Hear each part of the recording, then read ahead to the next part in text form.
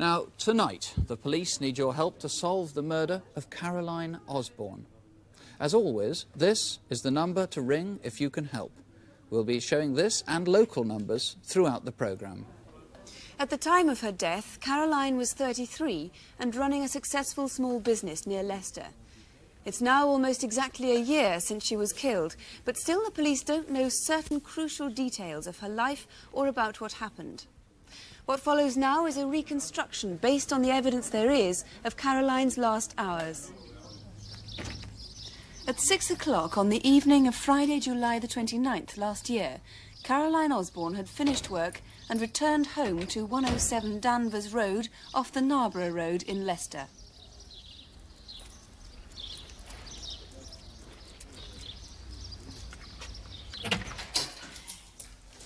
There you go, Tammy. You're on there. Caroline ran a small business, clipping and grooming dogs. She had over 700 customers, so she was quite a well-known figure in the area, collecting and delivering her clients' pets.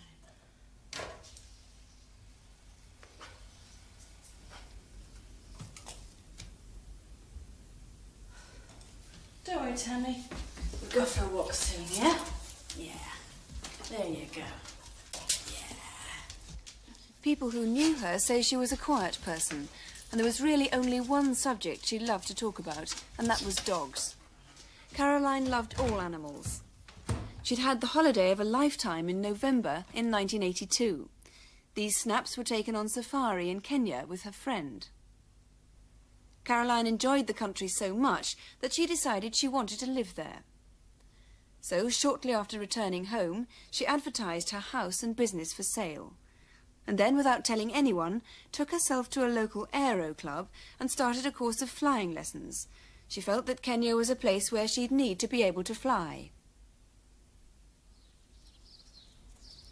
It was about 6:30 when a neighbour saw Caroline setting off from the back of the shop to exercise 2 dogs. An eyewitness reports seeing her minutes later taking the path towards Aylstone Meadows, her usual route for walking her black Labrador and her neighbour's white dog, Tammy. And here was the last definite sighting of Caroline Osborne.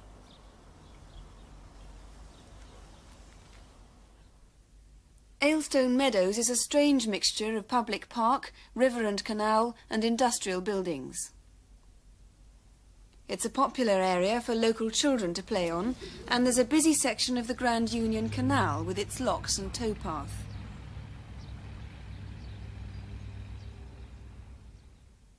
This footbridge was part of her usual walk.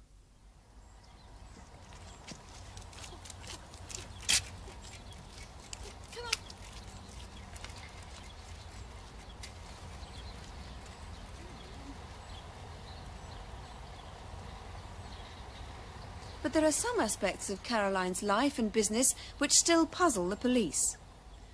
For example, her van was a white Ford Escort. But more than 80 different witnesses recall seeing Caroline using a blue van to collect and deliver dogs at customers' houses and to take dogs for walks at a nearby park. The van didn't belong to Caroline, the precise make is not known, and neither the van nor its owner have ever been traced.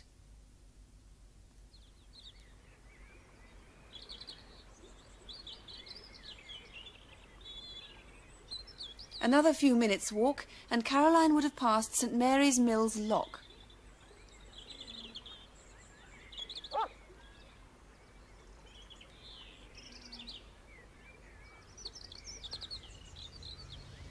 She was a private sort of person.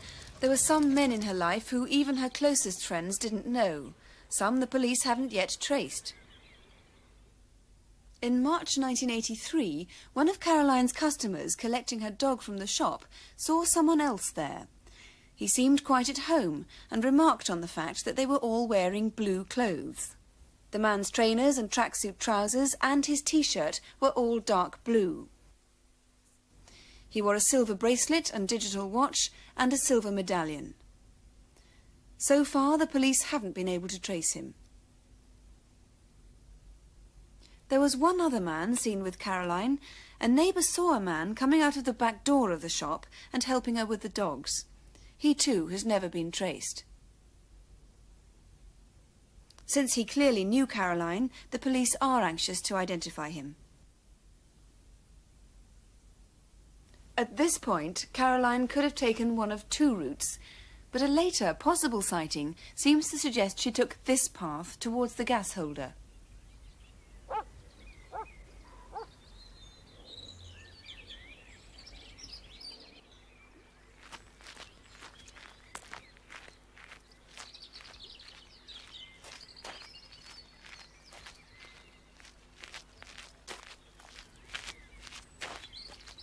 Beyond this corner and from the other side of the canal, another witness caught a glimpse of someone, possibly Caroline, with a man running after her.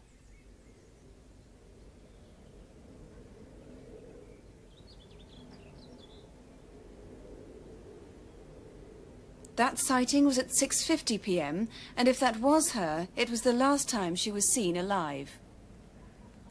By 7:10, the black Labrador was seen heading home. The neighbours became concerned when they noticed the dog exhausted back at the shop without Caroline. One of them went to look for her on the meadows, but by 10:30 that evening, when there was still no sign of her, he telephoned the police. The following morning, the police search resumed, and it was then that the fate of Caroline Osborne was discovered.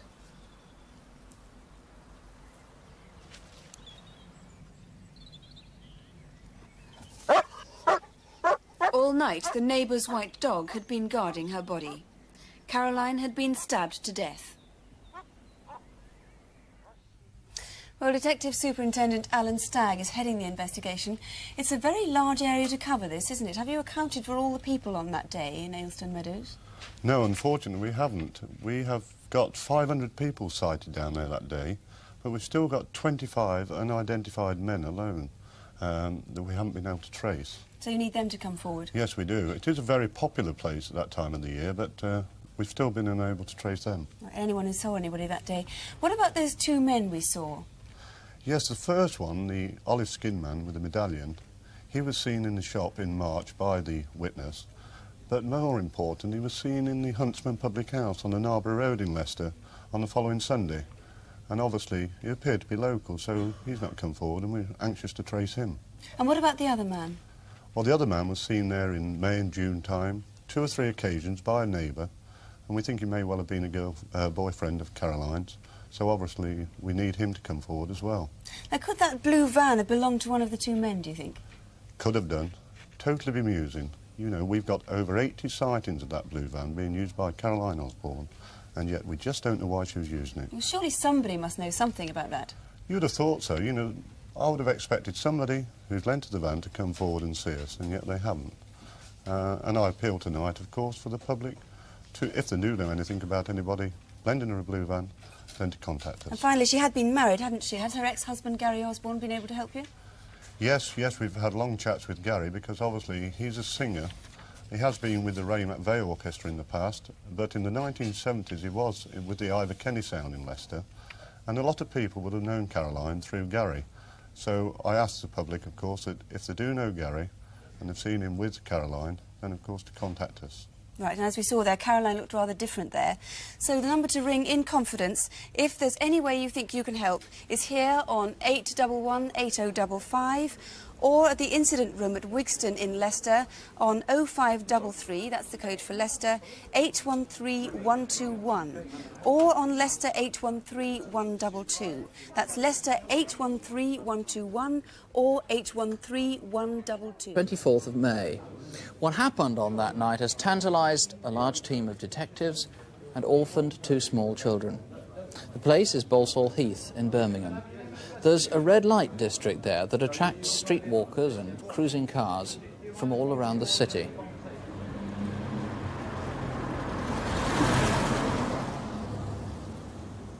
Several women have been murdered in Birmingham in recent years.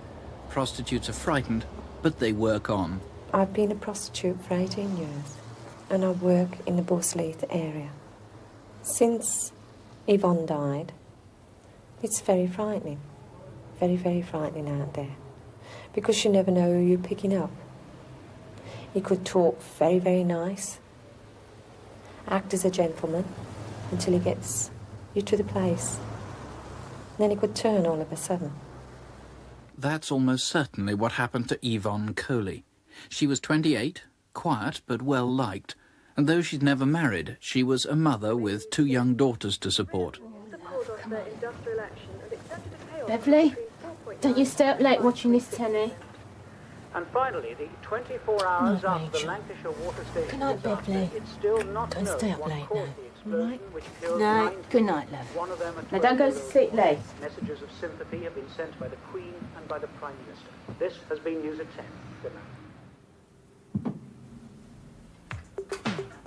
We know just after News at 10 had finished that Yvonne made herself ready to go to work. She was late tonight, for the 24th of May was her mother's birthday, and there'd been a party. Sometime after 11, she left her house in Bordsley Green.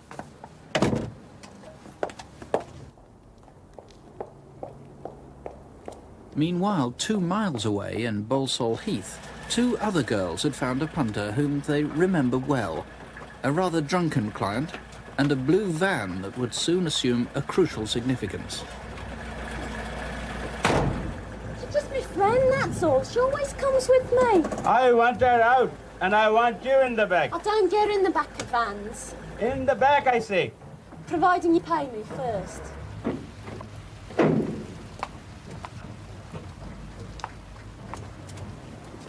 There you are. Leave your bag here. I just want a cigarette, all right? Oh, okay. Hey, you! Bring my money! Please, come back! Bring my money!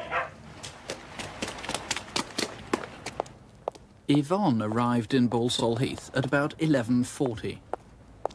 The police believed the blue van was still cruising round the area. Halfway up Ladypool Road, before getting to her beat, Yvonne stopped briefly here. I'm aware. Hello. One of them meat patties.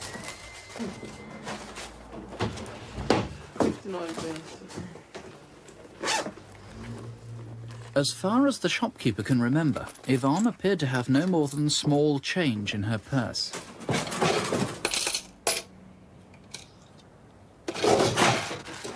Ta. See ya.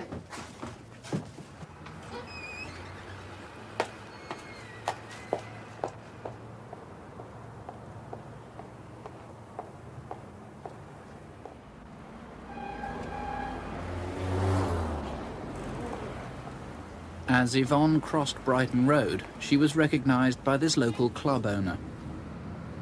Hey, Busher!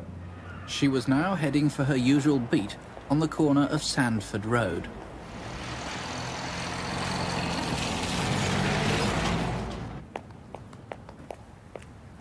You're late coming up tonight. I've been at my mum's. We're having a party, it's a birthday.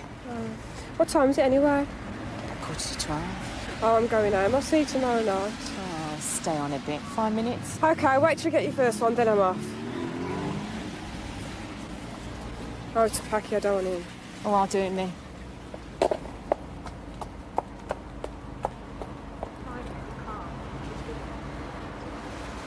I'll see you later. Yeah, I'll see you tomorrow night. Ta-ra. Yvonne went with her first client at 11:45. Later evidence, the amount of cash found with her body, suggests she did have other customers in the next half hour. If she did, she might have come here with them, a car park behind Ladypool Road, where the prostitutes earn their money in their clients' cars. But at some stage she must have come here, to the Warstock area about 3 miles away. It was here at 20 minutes past midnight that a couple walking home noticed a similar blue van parked in the entrance to Coxmore's Woods golf course. 8:30 the next morning, the same spot on Warstock Lane. The blue van was gone now, but a few paces from where it had been, a local resident made a gruesome discovery on his morning walk.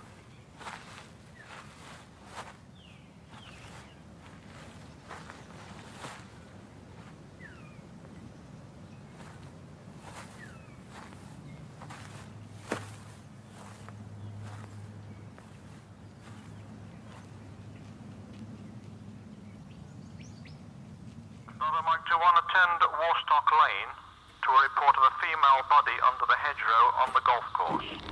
Privacy Mike 21 received, over. I knew Yvonne as a friend. They always say, oh no, it won't happen to me. But look at the heartbreak it brings when you're left for dead. Those men, all the prostitutes, if they'd seen anything that night, we'd just like them to come forward, because somebody must have seen something that night. Everybody's not blind. They're not. Well, before we speak to the man in charge of the inquiry, Detective Superintendent Roy Taylor, let's just recap on the geography of the area. When Yvonne arrived in Balsall Heath, she walked down Ladypool Road. The club owner saw her here as she crossed Brighton Road. Then we saw her meet her friend here on the corner of Sandford Road. That was the last time she was seen alive. It was about 3 miles away on Coxmoor Woods golf course that her body was found next morning, just off Warstock Lane. She'd been strangled. Well, Superintendent Taylor, that blue van there seems to be the crucial clue, is it? It is crucial, yes, because we have 3 sightings of the van that night. One at about 11:30 p.m. in Birchwood Crescent, again in the area of Church Road a short time later, and then, of course, near to where Yvonne's body was found at about 12:20 a.m. on the Friday morning. So you do need to trace that, if only to eliminate it from your inquiries? We do most definitely, yes. The trouble is there are hundreds of blue vans, of course. Can you narrow it down for us? Yes, it's a dark blue van in the 15, 17 or 22 hundredweight class. No windows in the side, and it is fitted with, we believe, Lee Conquest, this type of tyre, which is a cross-ply with Avon Supervan tyres also. So that's an interesting combination of tyres on one van? Yes, we've checked many thousands of vans in this inquiry, and as yet we've only turned up 3 with similar combination of tyres. It's almost like a fingerprint. What about the driver? Well, we don't know for certain the driver of the van in Warstock Lane, but of course we've got the Asian gentleman that we're looking for, who was involved with the 2 prostitutes earlier in the evening, and he is described as an Asian, 40 years of age, very well built, with a moustache, a Mexican-style moustache, which will particularly distinguish him. Now, Yvonne was last definitely seen at 11:45 that night, and that blue van, the last sighting of a blue van was at 12:20. Do you think those are the times between which she was murdered? I think that she was probably murdered a short time after that, and that would be consistent with the sighting of the blue van in Warstock Lane, because when she went out and when she bought the pâté, we know that she had no money with her. We know that she had money with her when her body was found, and of course that would indicate that she'd been with a number of clients. What about a blue Mercedes that somebody said they saw her in? Yes, we've got an unconfirmed sighting of her in a blue Mercedes in Brighton Road at about 1 a.m. that morning, and we do need particularly to try and find the person who was driving that vehicle, whether he was with a prostitute or with his wife or whoever, if only to lose the sight, to try and eliminate them from the inquiry. Briefly, how else can the public help? Well, of course, if we can trace the van with that combination of tyres on it, if we could trace the person that was with Yvonne, anybody that was with Yvonne that night, then I would appeal to them to come forward and contact me. Superintendent Taylor, thank you. Thank you. If there's any way you think you can help in any way, please don't let this happen again. The number to ring, 01811 8055, that's here at Crimewatch, or you can call Edward Road Police Station at Birmingham 440 1155. That's 021 440 1155. Danuta Kaczmarska had lived in this country for over 20 years and was a successful GP in Birmingham. 4 weeks ago, she was murdered in her own home, and the police now feel that even her closest friends perhaps might not have known everything about the doctor. Our reconstruction starts in Hall Green in Birmingham. It's 9 o'clock at night on January the 22nd. Paul Kernich, a keen amateur photographer, lives just a few houses down the road from Dr. Kaczmarska. When smoke started creeping into his living room, he thought his house was on fire. It wasn't, but his phone call led to an extraordinary police investigation. Fire brigade, please. Dr. Danuta Kaczmarska owned 2 surgeries in Birmingham, dividing her time between them. Some patients had trouble pronouncing her name, so she settled for Dr. K. Morning, Irene. Morning, Dr. All right? Yes, thanks. You? Her personal life is something of a mystery. Police do know she contacted at least one man through his advertisement in a Lonely Hearts column. They met at the Robin Hood pub near her home.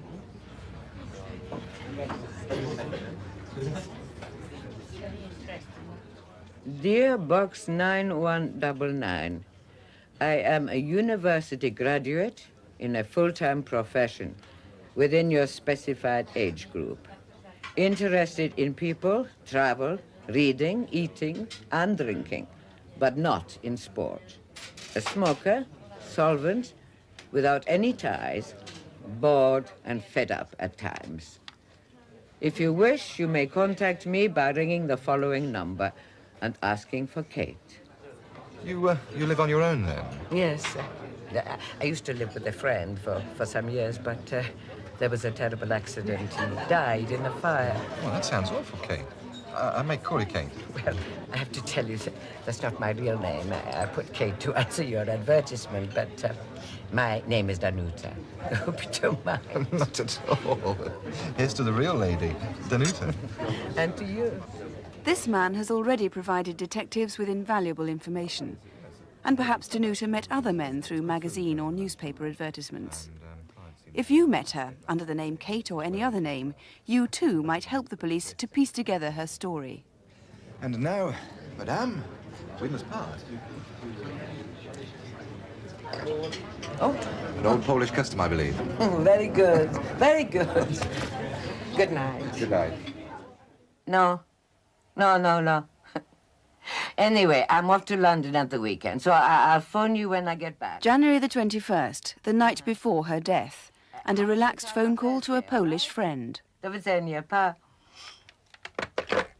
Police have now established that she'd applied to join a computer dating agency under another name, Diane Ansell, but she never posted that form. The following day, Wednesday, January the 22nd, Danuta went to her local supermarket on the Stratford Road, 4 minutes' walk from her home. Oh, hello, Sandra. How are you? I'm fine, thanks, Dr. K. How are you? I'm fine. And the family, how are they, the children? Yes, they're all right. Oh, it's cold, isn't it? Freezing. What's all this food in your bag? Oh, I have a friend coming to dinner this evening, a patient and a friend, really. And I thought something interesting would be the thing to do. I got all these vegetables and so forth. I hope they like this kind of thing. If you have a bottle of wine, they won't notice what they're eating. No, that's true. Oh, I'm in a hurry. I must go, Sandra. Have a nice evening. Thank you. I will. But that dinner was never to be. Did Dr. K meet anyone else on her way home to Coniston Close? Someone could have gone back to the house with her. We do know she phoned her surgery at 1:30 to check if she was needed that afternoon. Hello? It's me, Irene. Are there any messages for me?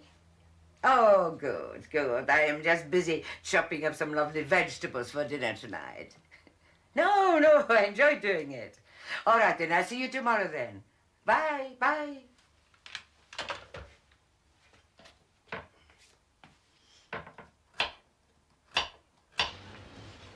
At 3 o'clock, she was back at that same supermarket buying a bottle of red wine. The cashier, Helen Mills, has a good reason to remember her visit. Any cigarettes? No, thank you. 2.25, please. Here we are. Thank you. Oh, the other lady, she's not in today. She is. She's helping out on a different department at the moment. Jeez. Is she still suffering with her cough? She is, I'm afraid, yes. Well, I've got her these tablets. Tell her to take one every 4 hours. That should sort her out. Oh, thank you very much. That's No kind trouble. of you. No trouble at all. Goodbye. Bye-bye. At 3:30, a neighbour saw Danuta returning to her house. She was alone then, but her murderer must have been nearby, and was almost certainly someone she knew, who was perhaps already in the house.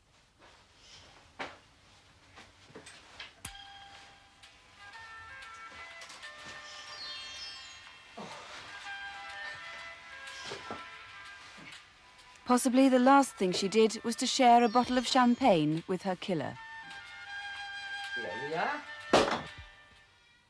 Dr. Kay was dead within half an hour. She was killed in her kitchen and her body set on fire.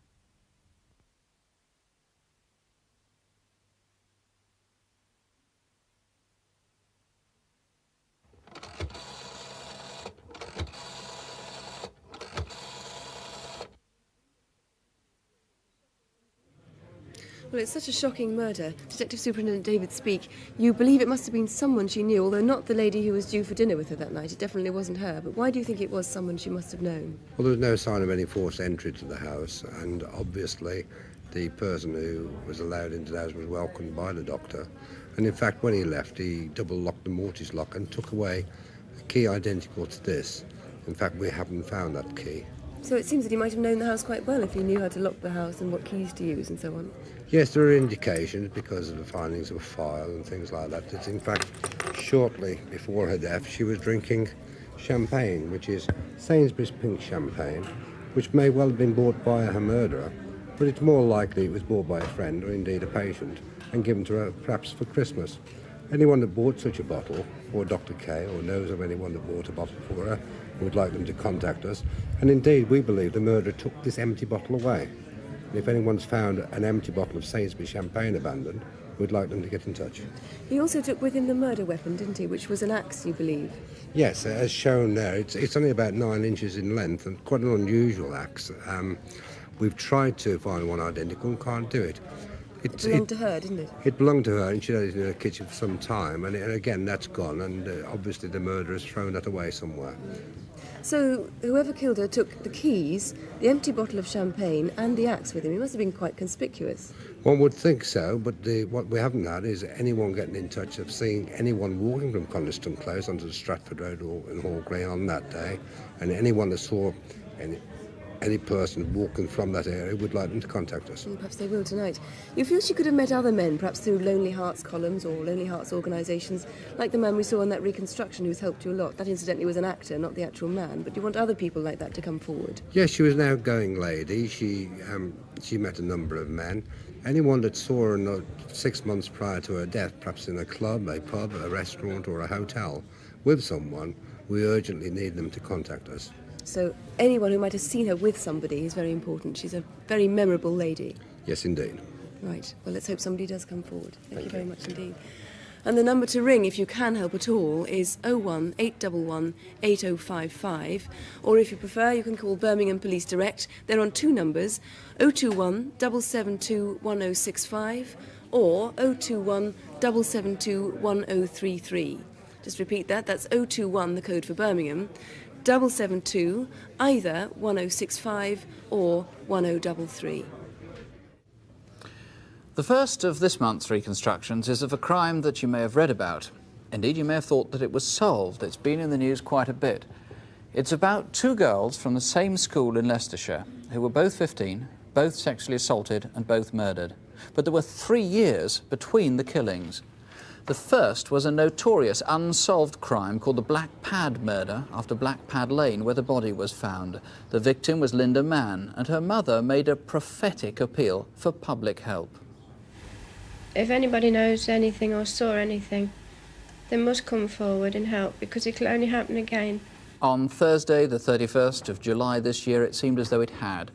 Not far from where Linda had been strangled, Dawn Ashworth died in broadly similar circumstances. Suspicion fell upon a 17-year-old youth who lived locally. He was arrested, and in a tape-recorded interview, he made a statement and was charged with Dawn's murder. But with nothing to link that suspect with the earlier crime, police used for the first time in criminal history a complex forensic test known as DNA or genetic fingerprinting. The results were conclusive, but not what detectives had expected. And 4 weeks ago, they called a press conference. Those tests which were carried out did not implicate Mr. Buckland in the death of Linda Mann. The results of the tests indicate that a person, as yet unknown, was involved in the deaths of the 2 girls. In other words, whoever sexually assaulted Dawn Ashworth was involved in both murders. And unless he's caught quickly, he could endanger someone else. What follows is a reconstruction of Dawn's final afternoon in her home village, Enderby, near Leicester. It's summer holidays, and Dawn is helping out at the village newsagents. You got my wages? Yes, there you are. Thanks so much for helping me. Have a nice holiday, and don't forget to send me a postcard. I won't. Bye. Okay, bye, love. Ta-da. This week's wages were especially welcome. Dawn and her family were off to Norfolk for their holidays. Dawn was a cheerful, bubbly girl, about to start in 5th form at the local grammar school. At 15, she wasn't yet much involved with boyfriends, but had a school friend whom she planned to see that night. She had the opportunity, being in the newsagents, to buy every new magazine that was available. And this really was what her money went on, clothes and her look. And she was changing and blossoming, really, from day to day. That Thursday, Dawn was going to the next village to see her friend. But her parents were also going out, so Dawn agreed to stay behind and look after her younger brother. Since the friend, Sharon, wasn't on the phone, she set off to tell her she wouldn't be free that night. Bye, Mum. We'll be back by 7.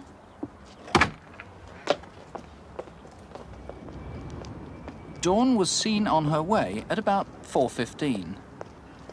Hi. Tony and Leslie were friends from school. This is 10 Pound Lane, which goes to Harborough. It's paved and lit at this end. But where it meets the M1, it narrows and eventually peters out into a track. At this point, Dawn had to make a choice. She could go either left across the motorway on the footbridge and go past the radiator works down to a dual carriageway, or straight on and down the track. I always used to say to her, now, I would hate to think of you coming down here on your own in an evening. And I always used to impress on her, you should always use the footbridge. Always go over the footbridge that way. But, as I say, it is a shortcut, and it was a nice day. And it is a well-used route, there's no doubt about it. In late July, the lane would have been heavily overgrown with shoulder-high summer foliage. At the end of 10 Pound Lane is King Edward Avenue and Leicester Road, a busy dual carriageway. It's now about 4:25 p.m.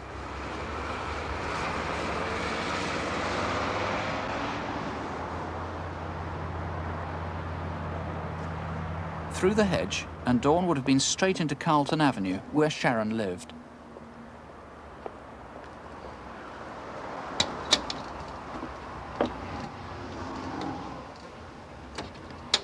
Hi, is Sharon there? Oh, hi, no, she's just gone down to the phone box with Sue. Oh.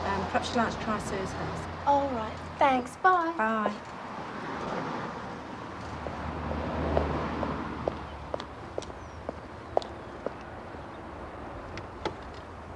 Hi, is Sue and Sharon there? I'm sorry, love, they're not here. They've probably gone for a walk to the village. Why don't you go and look for them? All right then, thanks, bye. Bye. Mrs. Alsop is the last person we know who spoke to Dawn, though from the kitchen in number 8, Mrs. Walker saw her pass by. It seems Dawn decided not to go searching in the village, but to head straight home. A motorist saw someone who looked like Dawn going back across the dual carriageway towards 10 Pound Lane. The time was now 4:40. From here, it's 15 minutes walk to home. It was a lovely July late afternoon, though there was a shower at about this time. Dawn got within 100 yards of where the track becomes an open pathway.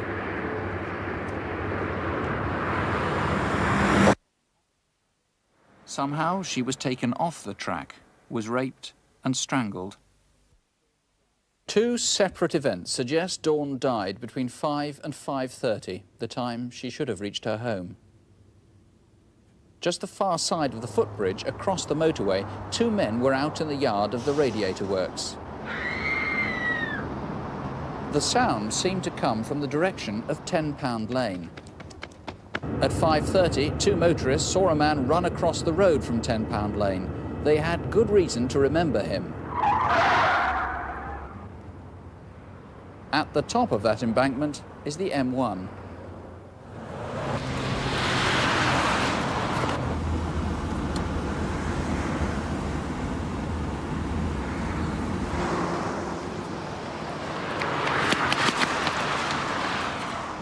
Tony Painter, it's not often you see someone racing across 6 lanes of a motorway, let alone a dual carriageway. Certainly not. That youth's actions were strange to say the least. 6 lanes, just short of junction 21 on the M1, which is the turn for Leicester. A pretty distinctive youth, about 20 years of age, late teens at least. He was 5'10", quite athletic to get up that embankment as he did. And has been described by the witnesses. If anybody saw him at all running across the M1, junction 21, you want them to call you? Certainly. Now, there was another guy apparently seen pushing a motorbike on the dual carriageway, not on the B4114. Yes, this is the dual carriageway that the youth had run across to get to the bridge, and he must have come down the other side of the M1, and we believe that the motorcyclist who was pushing his cycle along the pathway prior to that bridge could possibly have seen the youth when he came off the M1. Now, as the name implies, Crimewatch UK is a national programme, but to be blunt about it, it does seem quite likely, doesn't it, if not almost certain, that this killer is a local man. There are certain aspects of both the incidents that would tend to lead to that supposition, yes. That being the case, there must be husbands who are suspected by their wives. It's a tragic circumstance, but there must be people who have suspicions about sons, about husbands, about cousins. Yes, we understand that. And my appeal tonight is that the decision to let me know that they suspect a relative is an extremely hard one to make.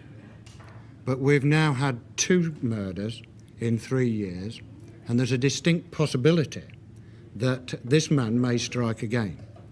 And I ask any person who is shielding or suspects that a relative is involved to take that into account and to let me know. I'm sure that probably someone will have suspicions and they may be unfounded, but I wish to assure them that the information they give us will be in the strictest confidence.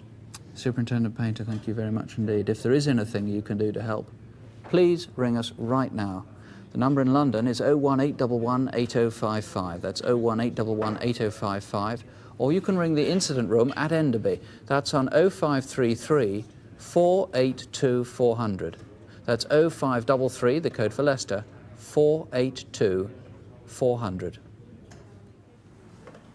It leaves a tremendous gap. It's not only a daughter that we've lost, but personally I've lost a very good friend, and that's what I'd brought her up to be, so that she could come to me with anything at all. And it's that friendship, really, that I miss more than anything.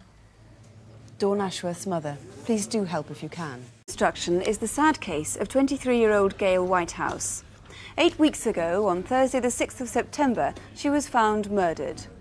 For 5 years, she'd been a familiar figure in the red light district of Wolverhampton, and she was last seen in that area on the evening of Monday the 3rd of September in Steelhouse Lane, which is where our film begins. By Thursday, 3 days after Gail's disappearance, friends of hers who worked on Steelhouse Lane decided to print and distribute their own missing person leaflets.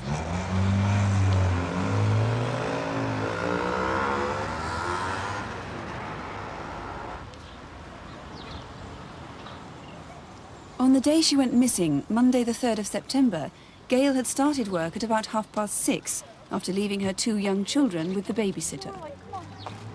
Come on then. Come on, Johnny. Riley's be gone a couple of hours. You be a good little boy, and I'll see you in a couple of hours. Wait there for Mummy. Come on.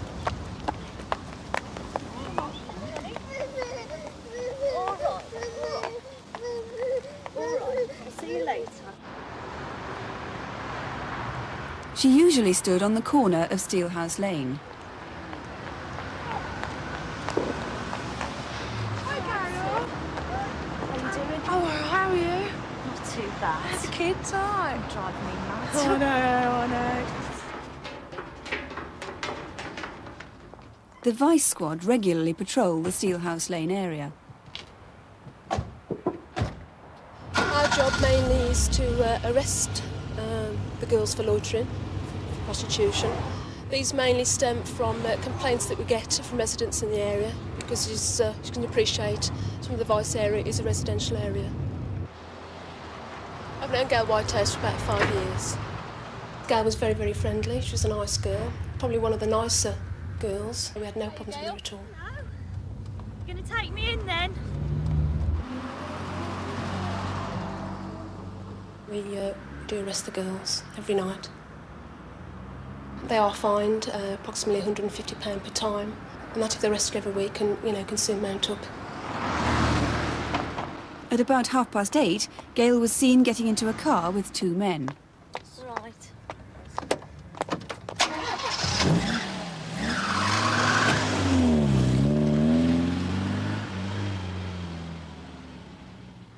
She was back again within about half an hour.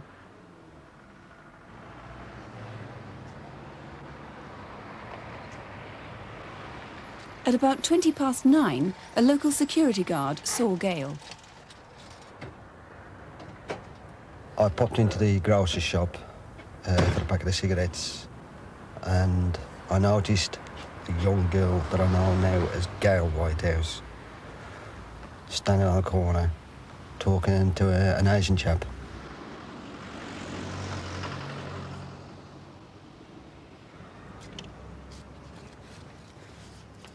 When I was coming out with my cigarettes, I noticed she was walking across the road onto the hospital car park. There was a gold-coloured Cortina on the hospital car park with an Asian chap sitting on the bonnet. Gail and the other one walked towards the car. They spoke. The one on the bonnet got off and they all got into the car, and I just carried on with my normal round. See you, Gail.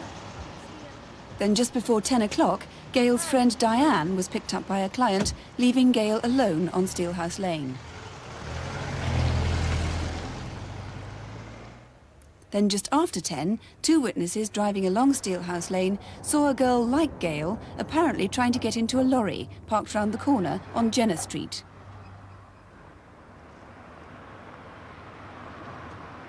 And it was shortly after 10 when Diane came back to Steelhouse Lane, but Gail was nowhere to be seen.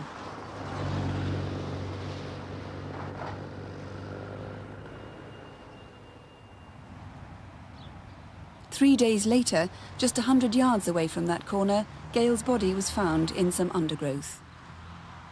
She'd been strangled. DCI Sid Law is in charge of this case, and first of all, it's important to find the driver of that lorry. It is very important indeed. We do wish him to come forward as soon as possible. We don't know exactly what the vehicle is, whether it's a brand new vehicle, but it is silver or grey in colour.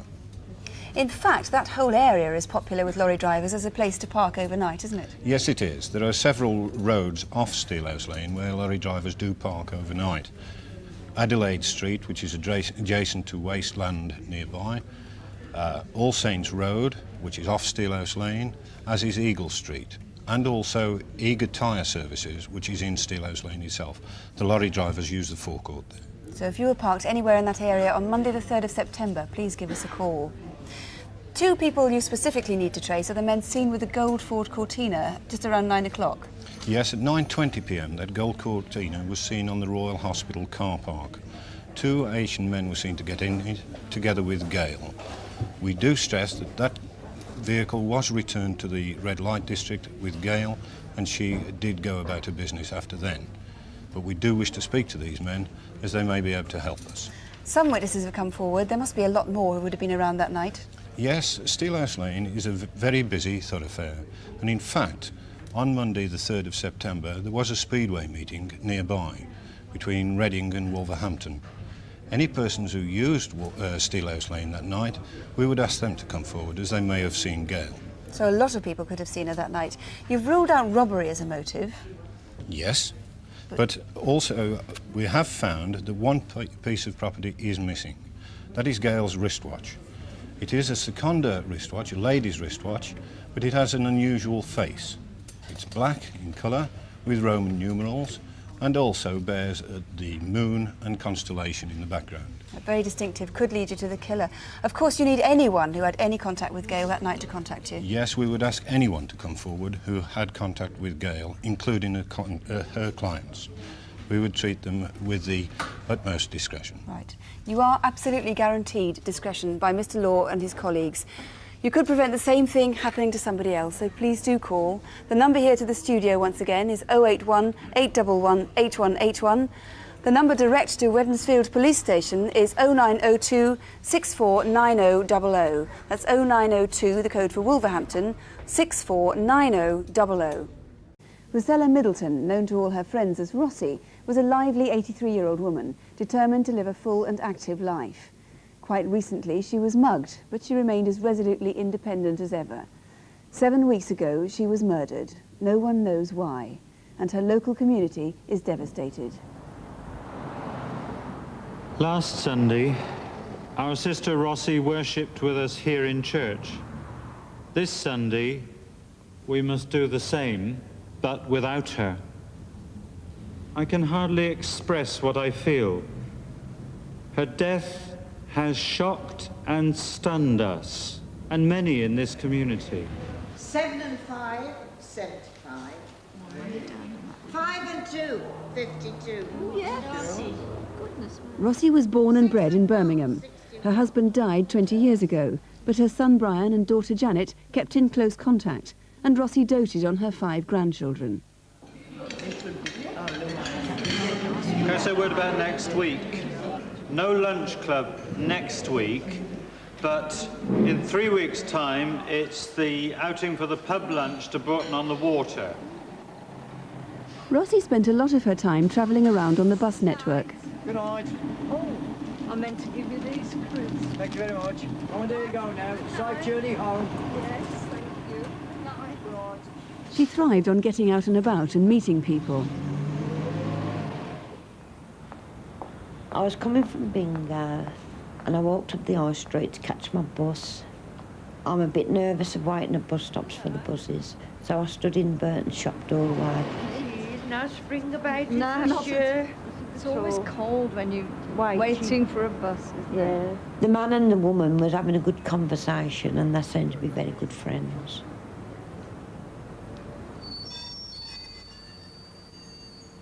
The following day, Joy saw Rossi with the man again. This time she paid for his bus fare.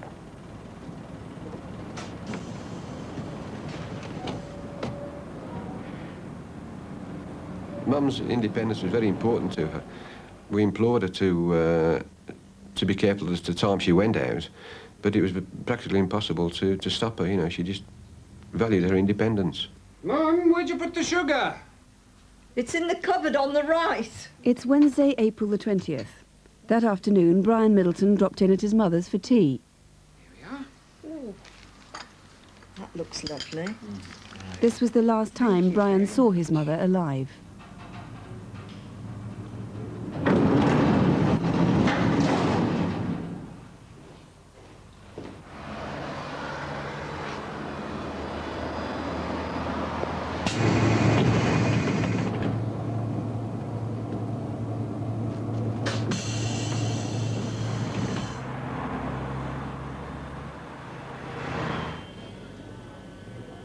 During the course of that evening, Rossi was picked up several times on the city's security camera network.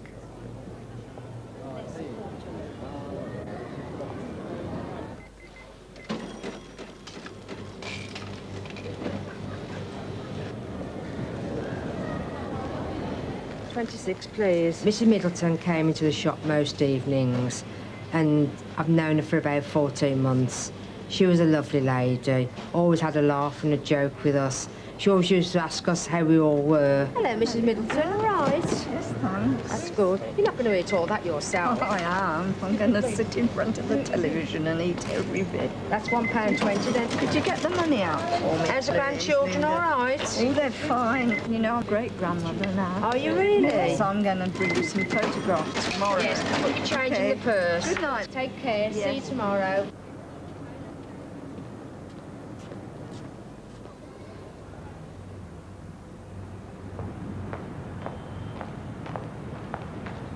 Hello. Same time, same place? Yes. I've missed my bus. Have you really? Yeah, and Thomas should be here. I can't understand it. I understood Thomas was the man who was with her the 2 previous evenings. I wonder if you'd mind waiting with me. Sure, no problem.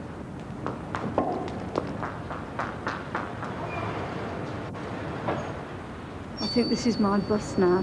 Thanks for waiting with me. Okay, good night.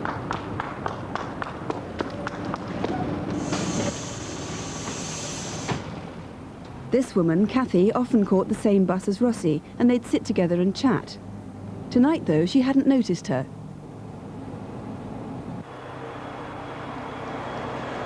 It wasn't until afterwards, as she stood up to get off the bus at Birchfield Tower, and she spoke to the driver, that I realised it was Rossi. Kathy had sometimes seen a man in his 50s meeting Rossi off the bus, but tonight there was no one there, and Rossi walked off alone. Her flat was just a few steps away. Rossi's body was found there the following morning. We can't help feeling anger at the way Rossi died. She was so regularly here with us. We can hardly believe that it's true, that we shan't see her again in her usual place. Mr. Ross, why would anyone want to kill Rossi? Well, we don't know. We don't know the motive of the murder. It could be theft and burglary, or it could be a sexual attack. We know that she was sexually assaulted. It may be that her attacker followed her into her flat, or it may be that she allowed somebody in the flat who she knew. So nothing was missing from her flat, but somebody did leave a scarf behind. Yes, we found this scarf in the flat. That does not belong to Rossi. I'm anxious to hear from anyone who knows anybody who's lost a scarf like this.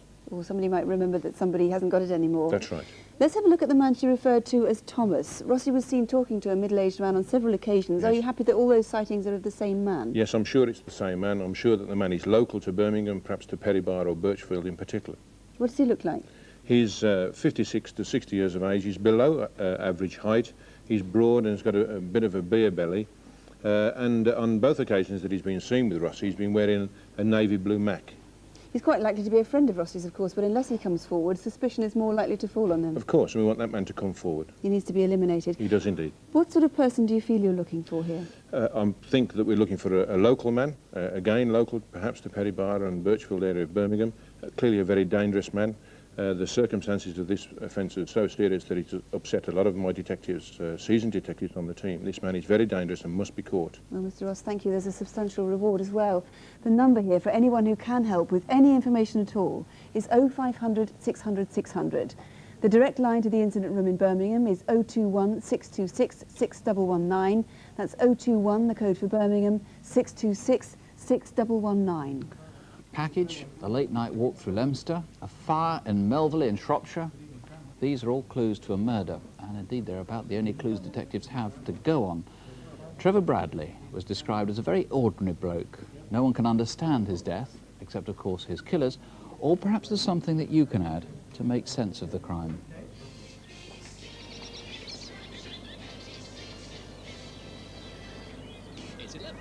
Alright, mate, how's it going, mate? Alright, Jake. Yeah, not bad. Is it on yet? No, we were fixing the roof on the old military bunker. We looked up, saw smoke rising from about a mile away. What's that over there? There's probably some form of burning something or something. We thought nothing of it because usually we see a lot of fires in the country anyway, and carried on doing what we were doing.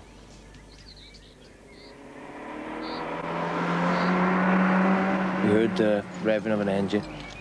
Both looked up, and a red Peugeot 405 came past the shed very fast. You hear a car like that, and you see a car that speed, you can take notice. Basically, he was driving very dangerously. He's a bit worried, isn't he? Freak kid.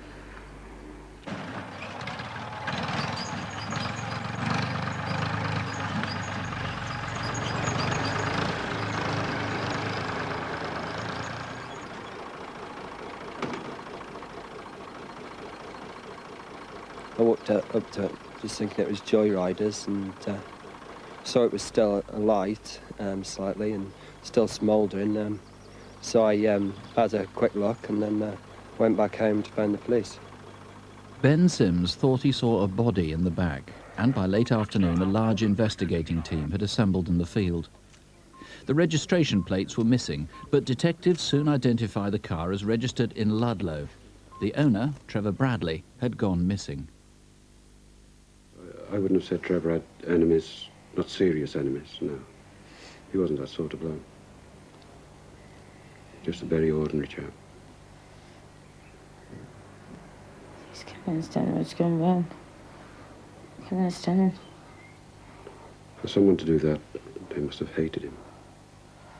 And Trevor's not the bloke to inspire hate from anybody. Trevor came from a remarkably large family. He had 21 brothers and sisters. He had problems with his legs and often limped. The charity Motability had given him a Vauxhall Nova. He sometimes bought and sold old jewellery and bric-a-brac, but he didn't have a proper job and wandered round second-hand stores, principally to pass the time and look through books. Trevor was a chap that liked to read. He'd go to charity shops and pick up books, and often come down and swap books with me.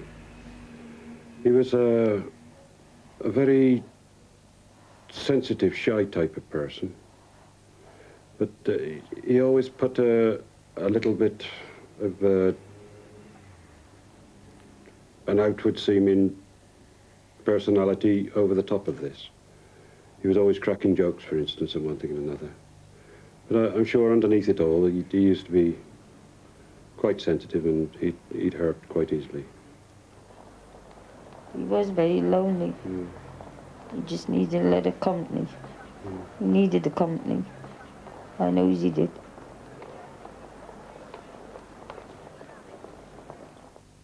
They want to harm him at all. It wouldn't hurt a fly. He wouldn't.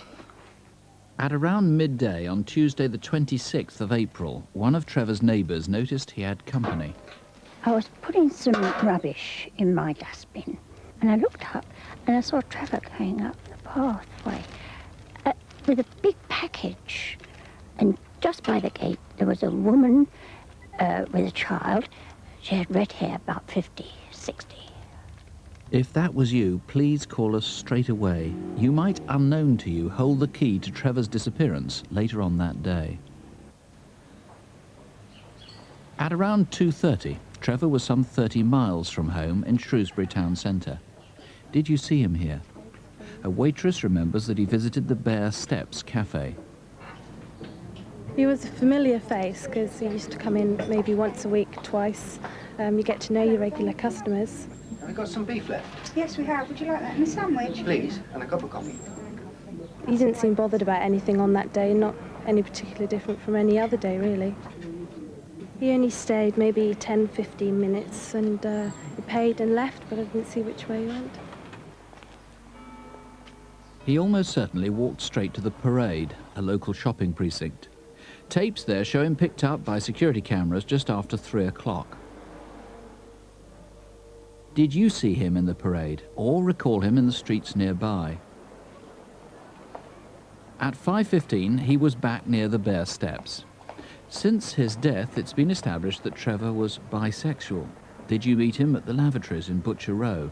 It's 10 to 7, so it's time now to play a few games of Cash Bingo. You can start popping those 20... Trevor was a bingo fan, and by early evening he was in Leicester, not far from his home. Did you see him in the Top 10 club, or did he stay outside? 63, 63. 2 and 5, 25. If so, was he waiting here to meet someone? Two people who'd been at the bingo are the last known to have noticed Trevor as they left at 10 p.m. and drove down Broad Street. I thought he might want a lift, that he might have broken down. So we slowed the car down and he waved to us, acknowledged he'd seen us, and we thought he was all right. What happened in the next 12 hours remains a mystery. Now, since we finished doing that reconstruction, you've got a couple more witnesses, in fact, which place him a little further up Bridge Street, or just off Bridge Street. Yes, just after 10 p.m. on Tuesday, the 26th of April, we've got two witnesses who put Trevor standing outside the public toilets just off Bridge Street.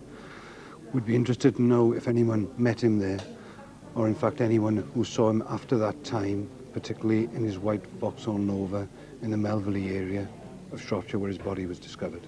Now, I take it we can assume that you will treat with the utmost discretion anybody who does come forward if they met him at the lavatories and had some sort of sexual liaison with him. They wouldn't want that made known public. Even if that person is gay, I would urge them to come forward, and any information they provide us with will be treated in the strictest confidence.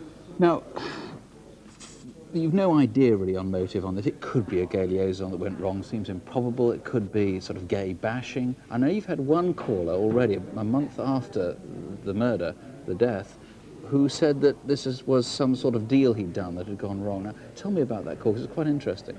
Yes, exactly 1 month after Trevor's death, an anonymous call was received at the incident room from a person who actually named persons who were involved in causing Trevor's death. Unfortunately, we've been unable to act on that information. We need more information, and I would urge that caller to call us again. What, for specific questions that you've got to put, or just general ones? I feel he has more information he can provide, and I'm sure he'll have the answers. And will want to give them? I would hope so. OK, now, just let's make it clear, there was a very strong appeal implicit in that film about that red car we saw at the beginning, the Peugeot 405. You don't know that that was connected with the death, of course. No, but we need to trace the occupants of that vehicle to eliminate them from the inquiry. That was the morning of Wednesday, the 27th of April. That's right, and that very same morning we've got sightings of a dark blue Ford Sierra in the Melverley area. That vehicle contained 3 males described as being of a rough appearance, and we also need to eliminate them from the investigation. OK, if you can help in any way, please do call 0500 600 600. It's a free call number, 0500 600 600. You can ask to speak to a BBC researcher if you prefer. But if you know something, suspect something, or saw something, do please call. Incidentally, there's a substantial reward, £5,000. The incident room at Shrewsbury Police Station is also waiting for your call, 0743 232 888. That's 0743, the code for Shrewsbury, 232 888. Victims, before they feel strongly that they want to help. Yet, of course, paradoxically, it's crime against lonely and vulnerable people that often leaves the fewest clues and rely most on public help. Our next case is one of them. On Thursday, the 3rd of March, a woman's body was seen beside a country road near Lutterworth in Leicestershire.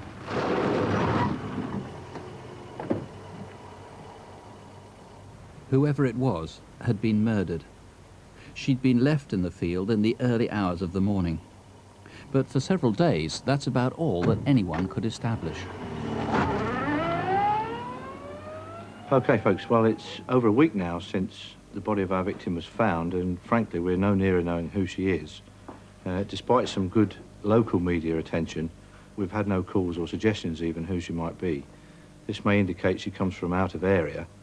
The problem we're having with getting any national coverage, as you're aware, is the preoccupation with the Gloucestershire incident in the Nationals. To that end, we've decided to take an advert in the Sun newspaper to reach a wide audience. We're hoping that people will respond to the advert with suggestions as to her identity, and it may also lead to some national TV coverage. Her physique could provide a clue. 5 feet 1 and 13 stone. A size 22 dress, but 2.5 shoe. I would appeal for anybody else who recognises the description. I couldn't believe it was her on the television. I was absolutely, surprised. So what's her name? Her name is Tracey Turner. And what's your relationship with Tracey? My relationship with Tracey is a landlord and tenant relationship, but initially we were lovers at first. Well, I had a relationship with her, shall we say. Tracey Turner was 30. From childhood, she'd suffered severe hearing problems. She overcame them with a deaf aid, which looked rather like a Walkman. She drifted into prostitution, first in Sheffield, then London, and 3 years ago she moved to Stafford. Dear Mum, how are you? I just thought I'd drop a line to check how you are. I'm thinking of getting my hair cut. She was quite a generous girl. She didn't bear any grudges. She used to bring little gifts and write nice letters. And she'd lend anybody a last penny. I just wished I'd have been there to hold her and tell her I love her. Can you tell me, when was the last time that you saw Tracey? The last time I saw Tracey Turner was on the 2nd at 2 o'clock, just before I was on my way back to London. Hi. Can I have some of that? Yeah. Couple mug. Oh, mug. Need waking up. Weather looks great out there. Makes a change. I think I'll go to the Building Society. Tracey would always go to the Abbey National Building Society to draw out some money, which she would use to pay a minicab to take her to Junction 13 on the M6. Do you know we've now got Tracey in Stafford Town Centre on the 2nd? Yeah? Yeah, she visited the Abbey National in the town centre about 5 to 3. All she knew was taking £5 out of a £6 account. And then she's seeing late about 3:30 in the Tesco's in the town centre as well. We had quite a good picture of Tracey now. We decided to try and talk to other working prostitutes who use the motorways or motorway service areas, and in particular try and get any to come forward that knew Tracey. I met Tracey on Knutsford service station when I was going to Carlisle about 5 years ago. And what actually took place on the motorway services? Well, we used to go in the toilets and change from our jeans into our working clothes, into our makeups, standing around talking. Never discussed the customers, and we used to go our own separate ways. What sort of person would you say Tracey was? She was kind and generous, sometimes very stubborn. And she liked her own company. The picture that we're getting of Tracey is of a sad and somewhat lonely girl who would hitchhike great distances up and down the motorway network. This is probably as much for company as for the purpose of prostitution, although prostitution was probably a good way of making money for her. We're going to focus our inquiries on service areas up and down the motorway. We're going to be tracing drivers through credit card sales, also stop checking drivers with uniformed officers' assistants, talking to them and hopefully getting some sightings of Tracey on the night. What time was it when you first saw her?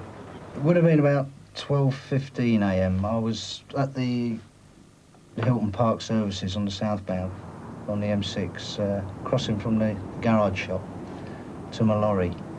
And I noticed her then. She was walking away from the garage towards the entrance onto the motorway. She got what appeared to be a Walkman around the neck. Did you drive off immediately? No, I sat for a bit. I ate some chocolate. I had a bar of chocolate. I ate my chocolate in the cab. And I could still see her then. By this time, she'd reached the slip road, more or less, and was up on the curb. As I was watching, she was, appeared to be trying to get a lift.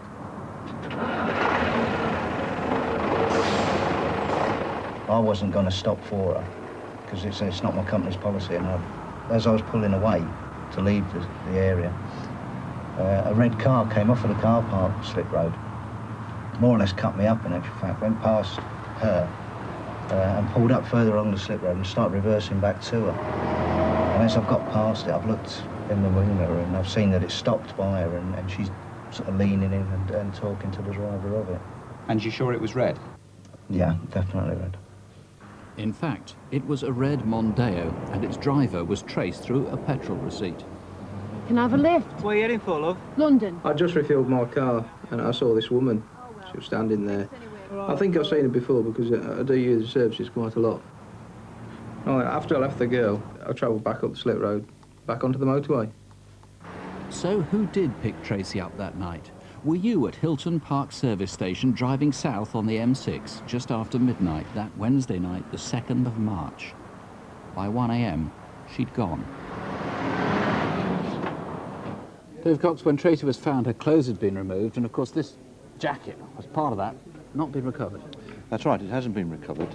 We'd be particularly interested to hear from anybody who finds a similar jacket, particularly if it's with other ladies' clothing or tracksuit such as that. And Tracey's headphone and amplifier device are still missing as well. Now there's one other clue that you've got, which you haven't revealed up till now, which is forensic evidence. I'm not sure how much you think it's going to help with the appeal, but it's sort of the last chance. Tell us about it. Recovered from Tracey's body were some flecks of yellow paint. They were in her hair and on her back. The paint is quite distinctive. It's a yellow... Here's a sample of it. Yes, it's a yellow paint which is used for respraying plant or agricultural machinery. Sort of thing you see on bulldozers, JCBs, etc. Yeah. Plant machinery. Now, it would have been, what, 9, 10, 11 years old at least, you think? Yes, it's got a high lead content, so it's probably not in current use. OK, so it's somebody who's got access to this sort of machine, this sort of vehicle. Now, there have been 2 other murders of prostitutes in sort of an area not all that far away. In Birmingham, the 3rd of December, Samo Paul was murdered. Then there's this one, Stafford, with her body left in Leicestershire. Then on the 13th of May in Sheffield, Dawn Shields. Now, I know you haven't formally linked these, but could it be somebody, just possibly, who's driving Leicester, Sheffield, Stafford, Birmingham? That's a possibility that is obviously at the forefront of our minds. We would obviously appeal to anybody who has information on that to contact any of the incident rooms or come through to this programme. OK, well, here's the number if you can help in any way at all. 0500 600 600. It's a free call here to the studio, or you can call the Murder Inquiry Room at Leicestershire Constabulary Headquarters. That's 0533 482 184. 0533 is the code for Leicester, 482 184. Which has been baffling officers in Leicestershire since it happened 10 weeks ago. Ken Brown was 55 and he'd been in the hotel, pub and restaurant trade most of his working life. On August the 25th, Ken was shot dead at his home. The 40 officers assigned to the case have questioned Ken's associates, both past and present. Their inquiries have taken them all over the UK and to countries abroad, but the motive remains a mystery. All that is certain is that somebody, for some reason, wanted him dead. The team's hope is that somebody tonight can tell us why. Our reconstruction begins on Monday, August the 15th, 10 days before Ken died. Let's have you. All of you. There you are. Come on, here you are. Where are you? There you are. Come on, girls. Ken shared his house in Barrow on Soar with his long-standing friend Graham Bailey. The 2 men had become business partners in 1988. If I don't leave the airport right now, I'll miss my flight.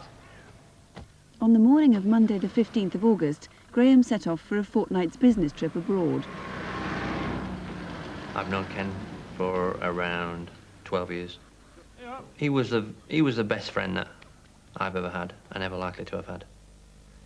He was a very considerate chap to me, up front, in front of all his staff and workforce, and some of the business deals we've done in the past.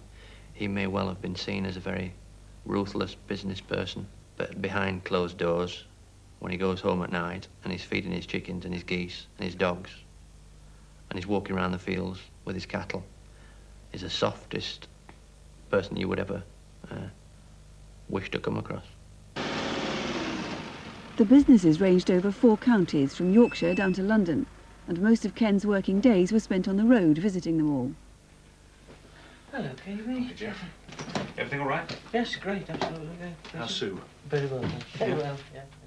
He was a very generous man, to the point that one of our members of staff unfortunately had a fall and she had to go off work for a while. He sent her flowers. He was always asking about her all the time. He made a point that when she came back to work, that he went and seen her, went in the kitchens to see her, made sure she was all right and that sort of thing. He always thought of his staff all the time, all the staff. Hello, Andrew. How are you? Hello, Mr. Brown. You all right? Not bad, thanks. Here. Everything's going well? Yes, very well. Yeah. What are the bookings like tonight? Tonight, Thursday night, very good actually. There's over 100 in. On Tuesday the 23rd of August, Eleanor Jenkins had been shopping. As she drove home around midday, her route took her along Walton Lane, where Ken and Graham lived. A light-coloured Mercedes just came from out of nowhere, really, behind. And, well, I didn't even realise it was there till it was halfway past me. And that Mercedes was to be seen twice more over the next 2 days. Ken rarely went out in the evenings. His regular routine was to feed his babies, as he called his animals, at about 8 o'clock, and then an hour later he'd go back and lock them safely in the barn for the night. At around 10 o'clock the following evening, Wednesday the 24th of August, these 2 women, driving close to Walton Lane, saw a white Mercedes waiting to pull out of a farm track. It was a white L-Reg Mercedes, the new L registration Mercedes. 4-door saloon. Well, my friend, she said, he's flashing his lights. Does he want us to stop? And I said, well, I'm not stopping along a lonely road like this. If he wants us to stop, he'll wait until we get into the village, and then we'll see if he's still flashing his lights. I would imagine as he overtook us and went on up the road, the speed was between 70 and 80 mile an hour.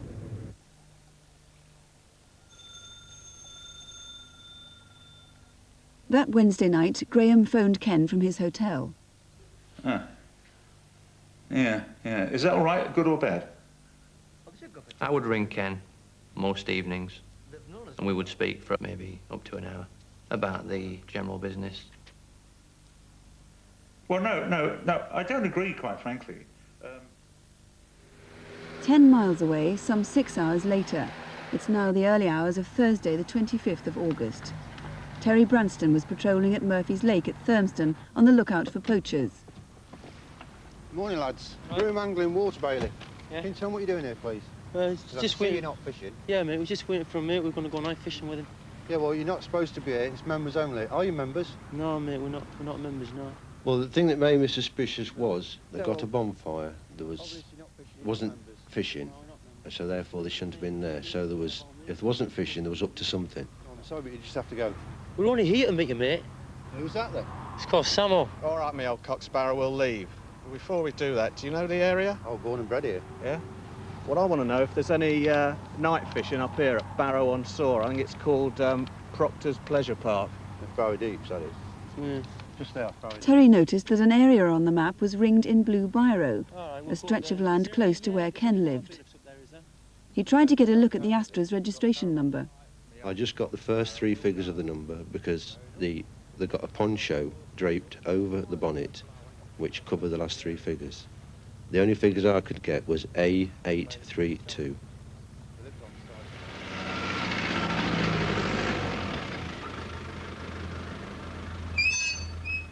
Later that Thursday, Ken arrived home after his day's work at around 5 o'clock. Sandy, Goldie.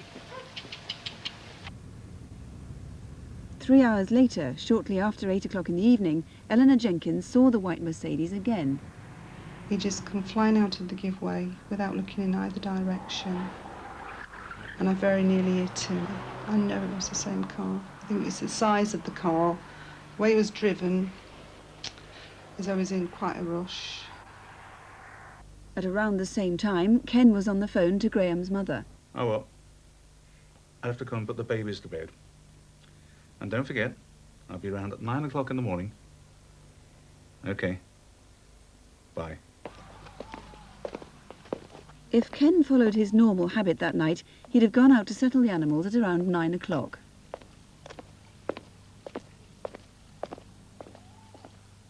Andrew Nash lives at the end of a narrow lane a few hundred yards from Ken Brown's house.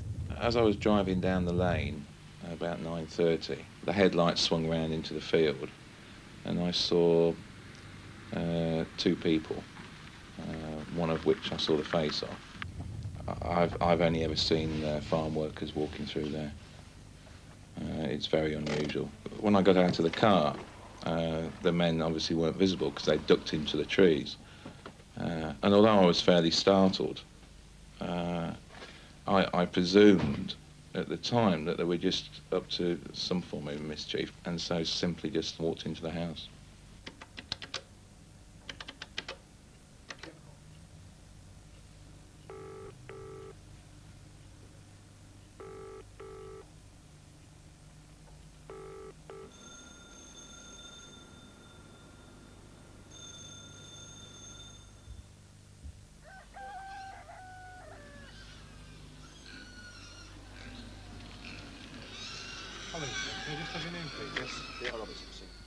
The next morning, Ken's body was found in the barn. He'd been shot in the chest at point-blank range. Well, Detective Superintendent Cox, you have one really important forensic clue, don't you? Yes, the type of ammunition used in the murder was very unusual. It was a modified shotgun cartridge where the cartridge had been opened and the lead pellets had been melted down to form a single slug. about the size of a ball bearing, and then repacked using components from an Ely LG cartridge. Now that may mean something to people who are in the shooting fraternity. Ely LG cartridges are very rare. In fact, only about 1,000 a year are manufactured for use in the UK. Right, so anybody who knows somebody who uses Ely LG ammunition, you need to hear about them so you can eliminate them from the inquiry. Well, certainly anybody who knows anybody who modifies ammunition using those parts, yes. Right. You also need to eliminate the owners or the drivers of that light-coloured Mercedes, which was seen several times in the days before Ken's death. Yes, it was seen 3 times, perhaps the most significant being the night before, at 10 o'clock, when it emerges from a lane which goes to the rear of Ken's premises and would have overlooked the premises. And then the 2 men at Murphy's Lake early on the morning of the day Ken died. Yes, these are two men. One is described as having a London accent. He's about 6 foot tall, with close-cropped ginger hair, a very stocky build. The second man with the northeastern accent is somewhat smaller, wears a black baseball cap with a Nike motif on it. They certainly have some very good quality army equipment, according to the water bailiff. Are they possibly the same men, do you think, who were seen lurking in the trees that evening? Well, I'd be very interested to know that. The 2 men seen in Burton Bandles Lane are about 800 yards from Ken's house, as across the fields, and they have no real reason to be there. If they were just poaching, I would appeal for them to come forward so that we can eliminate them from the inquiry. And finally, you're very interested in the fact that somebody saw a Land Cruiser type of vehicle parked outside Ken's house at around the time he died. Well, we think it's around the time he died. Ken didn't make a phone call at about 10 o'clock that we would have expected him to make. He was a man of regular habits, and he would have rung Graham Bailey at 10 o'clock, which he didn't do. A lady going home at 10 o'clock saw a 4-wheel drive type vehicle parked outside the house, and that may be an absolutely vital sighting. Right. So if anybody recognises that, please do call. But if you can shed any light at all on this case tonight, please don't hesitate to ring. We're here until midnight on 0500 600 600, and you can ring the incident room direct if you prefer on 0533 484 002. There's a reward in this case. The number 0533 for the incident room, which is the code for Leicester, 484 002. Here's a car was used as a murder weapon. Now, running someone over accidentally is tragic, but the driver who hit Danny Marlow apparently did so deliberately. Why anyone should wish to harm this taxi driver from Market Harborough is a mystery.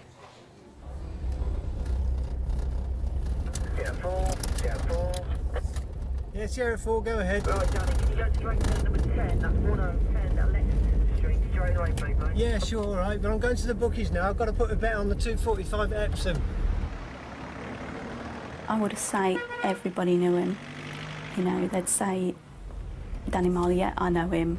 He was known for his funniness, his sense of humour mainly. If I was in a bad mood with him, by the end of the day, I couldn't be, you know what I mean? He'd be messing about and trying to make me laugh and things like that. Even though, you know, I was trying to be angry with him, I can't do it.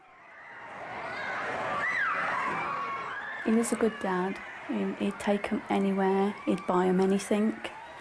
He always took them to the pictures, or if they wanted to go somewhere, like the amusement parks and that, he took them to all them.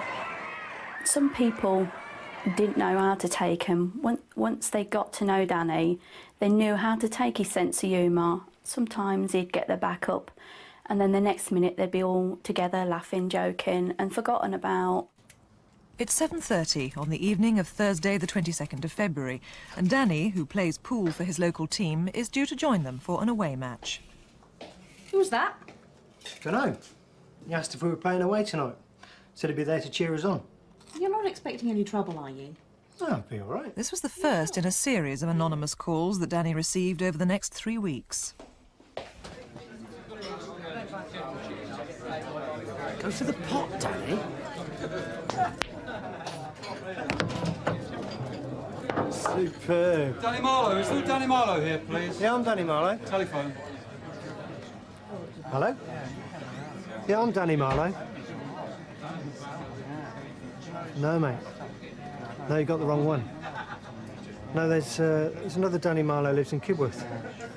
Yeah, he plays pool as well. That's all right. Bye. For the second time that night, Danny had taken a mysterious phone call. Who was he trying to fob off?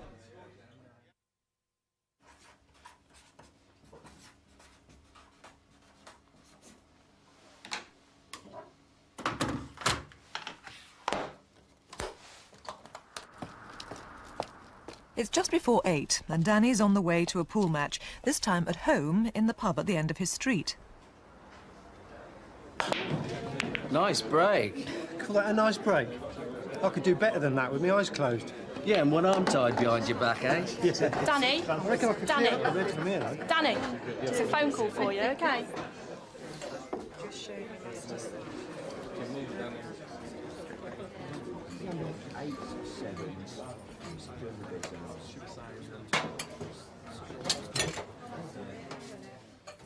Again a male voice, again anonymous, and at the same time of night, 10:30. I was watching telly most of the night, then emptied the washing machine, and then I went up to bed about 20 to 11. Danny left the pub soon after the call and walked back home to Caxton Street. What's all this then? I live in Caxton Street. When I was just about to go to sleep and heard two male voices, didn't think anything of it at all. Just sounded like two people just come home from the pub, two mates talking. But as they were getting further apart, they were still shouting to each other. A few seconds later, I heard a car pulling off really fast. Then I heard like clattering noises.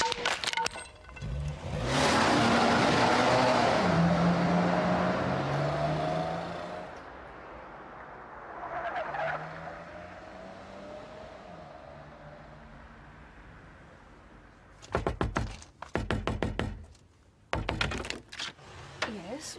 What is it, Tina? It's been an accident. We think it's Danny. Quick, come on. Oh, my God, where? When they said, I think Danny's had an accident, he's lying in the road, I thought perhaps he's had a bit of an argument with somebody and maybe he's been roughed up a bit. And when I got outside and just see him laying there and seeing his injuries, I thought, no, it can't be him lying there. You know, it didn't sink in. I knew it was him, but I suppose I didn't want to believe it was him. Danny's injuries were so severe that he died on the way to hospital.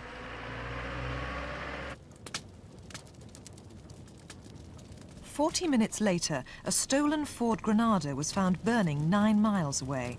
Was this the car that killed Danny and left 2 boys without a father? I don't quite know what to say to him. You know, what can you say? I can't tell him why the dad was killed. I can't tell him because I don't know him myself. We say he's gone to heaven. We go up to grave, we sit, we talk to him, and that's what they do. They tell him what they've done, you know, in that day or that week. Say bye to him, tell him they love him, and then we come away.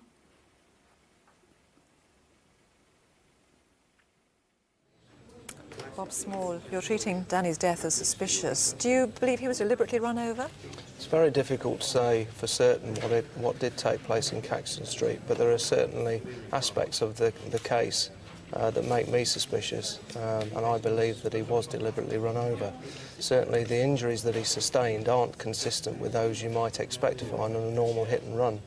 It's very likely, in fact, that Danny could well have been lying in the road before he was run over. So if it was deliberate, why? Well, we've done extensive inquiries into his background, and so far we've been unable to come up with a specific motive. We are aware that he has several debts, but none of a particularly substantial nature. It is possible that he has other non-legitimate debts that we're yet to find out about, and that certainly the phone calls could be connected with people trying to recover that money. So you want calls from people who may be able to provide a motive, obviously, Most definitely, in that way. yes. Now, that car that was found burning on that night, how much emphasis are you putting on that and linking that to the murder? Although we can't categorically link the car to the inquiry, we believe it is involved, and certainly residents in Caxton Street do recall a high-powered automatic car leaving the scene. In fact, one man went so far to say is that he believed the sound of the engine to be an automatic high-powered Granada car. Now, that car had been stolen a week before, so you want to know its movements, don't you? We certainly do. It was stolen on the 28th of February from Northampton, It's been somewhere in the week between the 28th and the night of Danny's death. It's either been stored or been used. We believe that there are people out there that can help us tell us the whereabouts of that car. Do you think there's more than one person involved in all this? I do believe that there are people that can help us shed light on the circumstances surrounding Danny's death. They may well not have been present at the time he was run over, and it's those people that we'd appeal to come forward. And I know there is a reward, and you're also wanting to trace a potential witness who was seen jogging outside the Bell pub on a mobile phone, getting into a red Metro about the time that Danny was knocked down. That's correct. He's possibly a potential witness. Thank you very much indeed, Bob.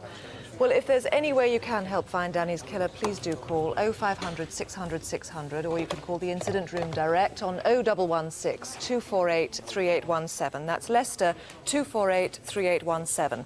A brief appeal about a tragedy that marked the start of 1997. The victim was Nicola Dixon from Sutton Coldfield. Well, our first appeal produced a lot of well-intentioned calls, but sadly nothing to identify the killer. Tonight, we hope a reconstruction will jog more memories and maybe help one or two people with their conscience. Morning, about 9 o'clock or so on Sunday morning, and she was on the doorstep. She said, "Aren't you going to wish me good luck for the driving test, Dad?" And I said she wouldn't need it. She would pass anyway. Because of Nicola's driving test, her parents left her at home while they went to visit relatives in Northumberland, but she had close friends to go to. Happy New Year. Happy New Year. Have a good one. Come on, Dad, we haven't got all year. Okay, smile. Smiling. She was just really nice and she was my best friend. I didn't ever think she was going to go away like she did. New Year. Yeah! We were both going to go out with different people until after New Year, and then we'd meet up at 2 at Nicola's house. Yeah, fine. But I've got to go. I'll leave the keys outside the house somewhere. Yeah, just chuck them in the snow and I'll find them when it thaws. Ha ha ha. See you in 97 then. God, yeah, 97. Have a brilliant time. At 8 o'clock on New Year's Eve, Nicola joined a group celebration at the Good Hope Social Club, but apart from one close friend, she barely knew the others.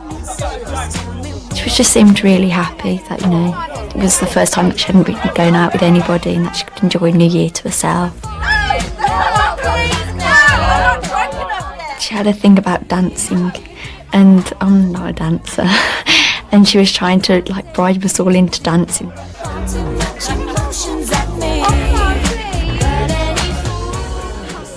Right, Carla, I'm going to go now. Are you sure you'll be okay? Yeah, sure, I'll be fine. Come with you? No, I'll be fine. Yeah. Happy New Year. Yeah. But when she left, I was a bit surprised, you know. I mean, it's quite expensive to get a ticket in there. I don't know, maybe she was bored.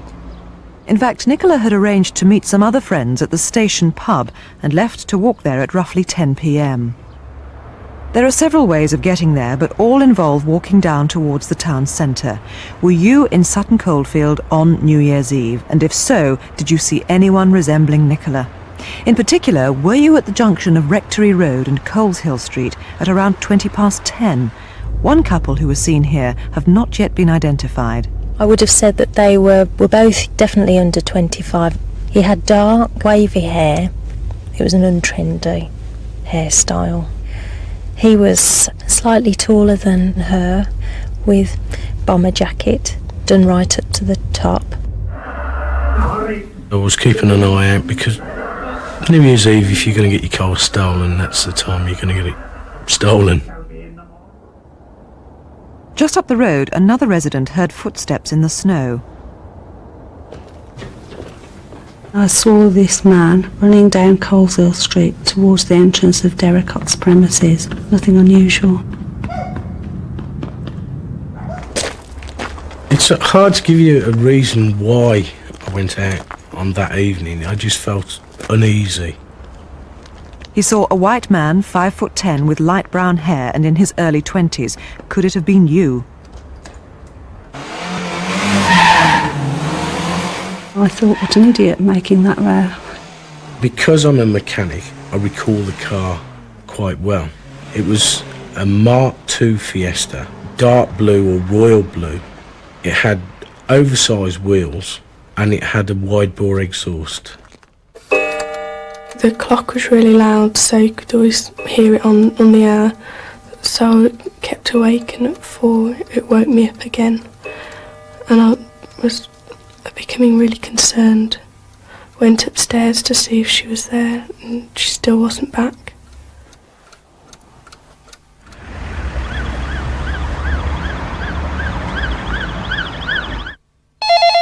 I tried to ring on New Year's Day in the morning. Several times I kept getting my own voice on the answer phone, and I couldn't understand why. It was unlike Nicola, because she would have been trying to get a meal ready for us, trying to find out what time we'd be back. And we actually drove back past Trinity Church on the way home, and we saw all the police cars then. And then we got home a minute later, and the police car was waiting outside. There was a police car parked outside at the bottom of our garden, and we knew obviously it just had to be connected. It wasn't there by accident. Of course, what we did here was far worse than we could have ever really have imagined at all. Nicola had been sexually assaulted and beaten to death. Well, the man leading this tragic inquiry is Detective Chief Inspector Kelvin Roberts. It's 4.5 months since Nicola died. Who are you hoping to appeal to tonight? 4.5 months is a long time for the family, obviously, but it must be an awful long time for the person who's killed Nicola. The stress upon them must be tremendous, and I find it hard to believe that they haven't spoken to somebody about it, confided, or somebody who close to them hasn't realised that they're acting differently, and it's that sort of person we want to come forward and help us tonight. Now, this happened on New Year's Eve, bound to jog a lot of memories because most people remember what they were doing that day, of course. That's right. It's been very easy for us to say to people what we do New Year's Eve, and of course we can't ignore the fact that people have been coming into Sutton Coldfield for parties and that sort of thing, so people who don't normally live there, they may well have seen something that they don't realise is significant to us, and again we need those people to come forward. Let's go into a bit more detail into those sightings. The couple seen on Trinity Hill, first of all. Why are they particularly significant to your inquiry? Well, we know Nicola left the social club at about 10 o'clock, so 10:20 is a realistic time for her to have got to Trinity Hill at Rectory Road, so I can't rule out the possibility that this couple, Nicola, was one of them. They haven't come forward. We've done national and local publicity. They still haven't come forward, so clearly it is now very important that if they recognise the description, they do come forward. If they're having an affair or something like that, I'm not interested. I just need them to come forward so I can eliminate them. Now, the girl does fit Nicola's description. She had long dark hair, was wearing a dark jacket, so it's very important that we know what the man looked like. That's right. The man is about 25, probably a bit under 25. He had dark, wavy hair, which is described as untrendy. He was wearing a black bomber jacket, and he had stone blue jeans. Now, the man seen by several witnesses running down Coleshill Street, that could be the same man. Well, it could be, but we were not definitely linking the two people, but it is a significant time. It's about 20 minutes after we believe Nicola may have been at the corner. He was seen running down the street, and of course the screams have been heard a bit earlier, so it is very important that we trace this man. And what did he look like? He was about 5 foot 10 inches tall. He'd got a bomber jacket on as well, a dark coloured one, and he'd got jeans on. More relevantly, of course, you can link him to a car, because one witness was very definite, wasn't he? Very observant about the sort of car that boy was driving. That's right. It's important that people try and link this man with a car. The car is described by one witness as a boxy, old type of car, but by another witness he's quite certain it was a Mark II Ford Fiesta, an old one. And unusually with that car, most of the cars that we've seen are registered owners, in fact are women owners. So what I'd say is that any women who've lent their car out, it was in for repair, anything like that, please think, could that driver, do you recognise that driver to your car? Kelvin Roberts, thank you very much. We're appealing to a lot of consciences tonight. In fact, the local community around Sutton Coldfield really does want someone caught in this case. They've put up a reward totalling £23,000. So if you think you know who was responsible, if you've heard anything on the grapevine, if you saw anything that with hindsight might be linked to Nicola's murder, you can reach us here. Please call. We're live. The number is 0500 600 600 and it's free. There are more detectives waiting in the incident room if you prefer to call there on Birmingham 0121 322 6104. That's Birmingham 322 6104. First tonight, a reconstruction of a truly sad and senseless crime in which a young man became a killer. Perhaps the event started as a prank or even in preparation for a robbery. But one day, a month ago, in Kirk Langley outside Derby, things got terribly out of hand.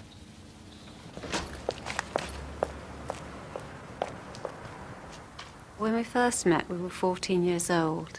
We were married at 22, and we've been married for 32 years in January. We just lived for each other.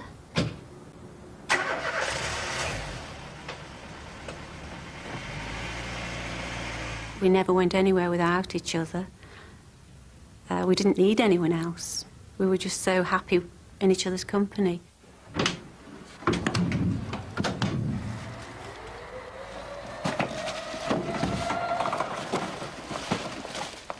Morning, Mick. You all right? Mick Pritchard worked as a delivery driver for Business Express. All over the place. Uttoxeter, Ashborne. Mind you, there's some lovely places up there. He'd been with the firm for almost 20 years, mainly delivering parcels for the Littlewoods catalogue.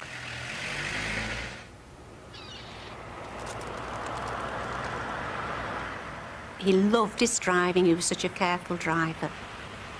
He was asked if he'd want to go for promotion, but he turned it down. All he wanted was to be out in the fresh air, doing a job he loved and helping other people. That day, Mick's deliveries took him across his beloved Derbyshire as usual. At 3:10, he was nearing the end of his deliveries. After Quandon, Mick drove the 4 miles to Kirk Langley. Now with only 10 parcels left to deliver.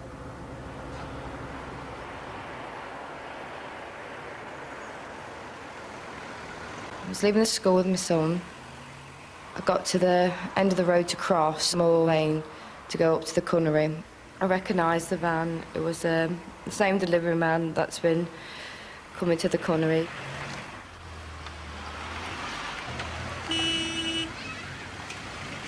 I thought for 1 second that they're going to Clyde, but they didn't.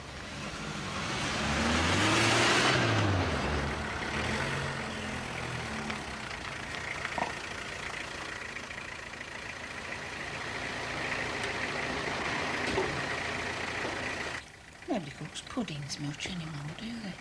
Oh, it's the catalogue delivery. Oh, go and get the parcel from the front, will you?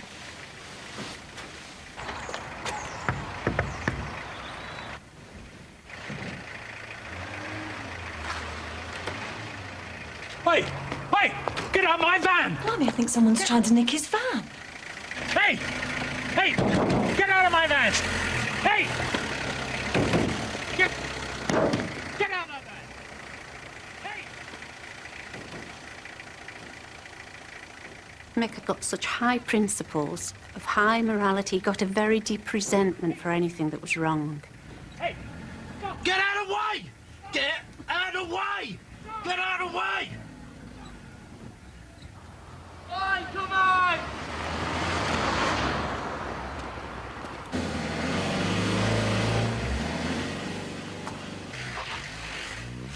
I think he's gone under the van. I'm going to call an ambulance. I could see the delivery driver being dragged underneath the van for about 50 yards down the street. When the body left the van, I froze. Mick suffered terrible head injuries and died at the scene.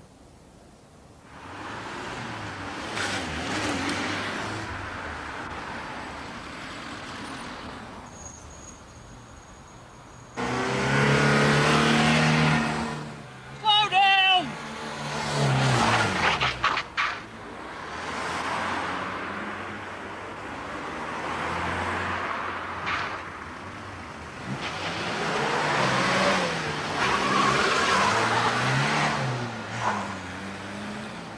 Initially I thought it was like a road rage between the two van drivers. Once I got onto the A52 and I started to approach the two vans, I realised that they were actually in cahoots with one another.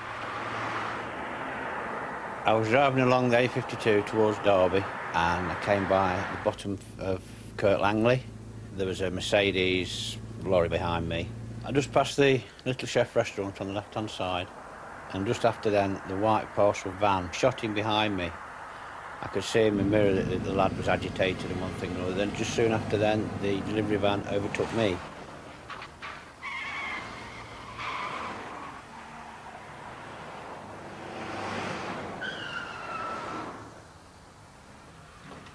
Mick's van was abandoned on the outskirts of Kirk Langley.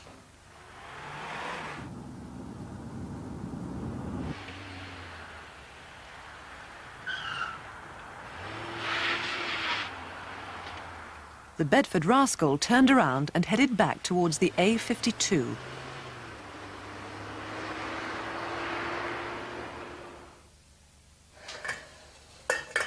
If he knew that he was going to be late, he always used to ring me.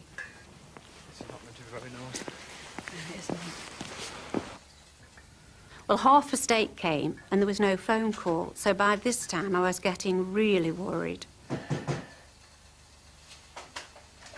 I'm still numb and shocked, and I can't take it in that it's happened, and I'm still thinking that Mick's with me.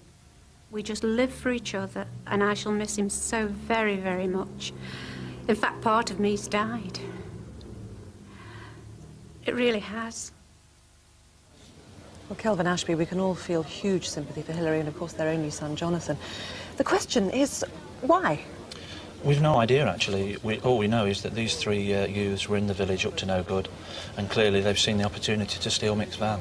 You need to find them, and you have some fairly good descriptions of at least two of them, don't you? Yes, we have. Certainly the driver, the killer, he was a male about 19 to 20 years, white, 5'9", medium build, with blonde, fair, collar-length hair, but he was described as having a baby face.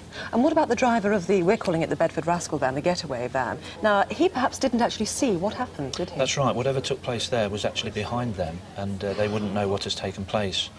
He's described, that's the driver of the Rascal van, as again a white male, 19 to 20 years. We don't know what height he is. He's slim, medium build, with ginger or sandy hair, and the important thing with him is he's got a tooth missing on the upper left side, which is very distinctive, the witnesses tell us. So you definitely need to hear his version of events. Yes, as well. we do. We'd like those two to come forward. Now, this getaway van that we're mentioning, you haven't tracked it down, have you, yet? No, we've not. It's still outstanding. All we know about it is it's a florist or sandwich-type van, described as possibly a Bedford Rascal, white in colour, and it's an E prefix. So, of course, the question is to link men fitting that description with a van like that. That's right. We seek anybody who's got information that can link these three with the white van. You've had a number of witnesses come forward already, but you need to hear from more people who witnessed perhaps that erratic belt of driving along the A52. That's right. In particular, the white Mercedes truck driver, he was cut up by the parcel van, and he might be able to provide detailed information about the other van, which is the important one that we need to trace. Now, just remember remind us when this happened. This is about 3:25 p.m. on Wednesday, the 12th of November. As if anyone needs an incentive, there is a reward here, isn't there? Yes, there is. Mick's company and this union have put up £10,000 for the conviction of these offenders. And who are you appealing to? Well, it's a senseless crime, and I would appeal to anybody, and in particular the criminal fraternity. Somebody out there knows who these people are, and I would ask them to come forward and give us that information. Kelvin Ashby, thank you very much indeed. Well, it really is important to catch these men. If you know who they are, or if you've heard anything about who was involved or what they were planning, do please call 0500 600 600. That's our free call number here live to the studio. And there are detectives waiting at the murder incident room. You can call them on 01332 222 111. That's 01332 222 111. Of course, kids bullying other youngsters, but they're all dangerous. And here's one involving adults that turned to murder. It happened in the centre of Birmingham in October. The victim was Khalil Rahman, who was locally well known. With my dad, you never get bored. He's got lots of things to say to you.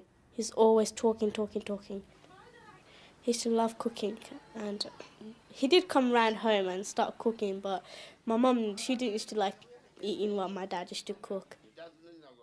In fact, Mr. Rahman used to own 4 restaurants, and though he'd more or less retired, he regularly went round to colleagues. I know him from last 15 years. He was a restaurant owner like me, a good friend, close friend. Come out to chill out, I think, with friends. And he chat till 4 or 5 in the morning, talk about, his personal life. Late that Saturday night, in fact now 4:30 Sunday morning, he went to get his car. He said, no, it's already late, I'm going home. At about the same time, a taxi dropped 2 men in Bristol Street. The driver is an important witness. Back in October, did you have a silver Toyota Carina? I could see 2 men coming running towards my car. I didn't really like the look of them. They were acting a bit strange. All right, boss. You free, mate? No, mate, I'm booked. Yeah, no, that's all right, mate. Come on. Lad, I'm booked. Take us to massage parlour, mate. There's nothing open at this time of the night. mate, and I'm booked anyway. Oh, mate, they're open all night in Manchester. Come on, you're not trying to tell me... These men, they made me feel very nervous. I mean, I didn't like the look of them at all. 00 Bristol Street. The driver gave a distress code and other cabs quickly converged on Bristol Street to help him out. Realising that the cab simply wasn't going to take them, the two men eventually gave up, but they kept on asking for a massage parlour and wanted someone who would take them there. And one of the other drivers, he knew there was a massage parlour open down the road, so he just pointed them towards that massage parlour, and that was the last time we've seen him.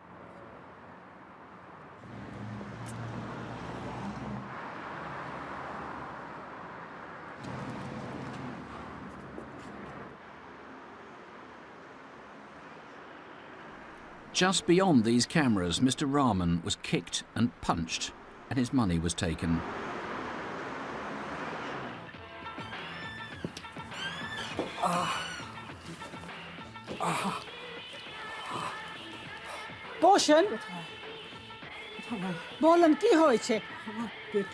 He was saying that he got a pain in his stomach, sides. আমি আমার গাড়ির সামনে গিয়েছিলাম গাড়ির সামনে যাওয়ার পরে দুজন লোক এসে Two white people attacked me and took my money. It was strange. We speak Bengali, and he was saying one of them used Pakistani or Indian word, which is a bit rude swearing word. Mr. Rahman was taken to hospital, while down the road another robbery was happening.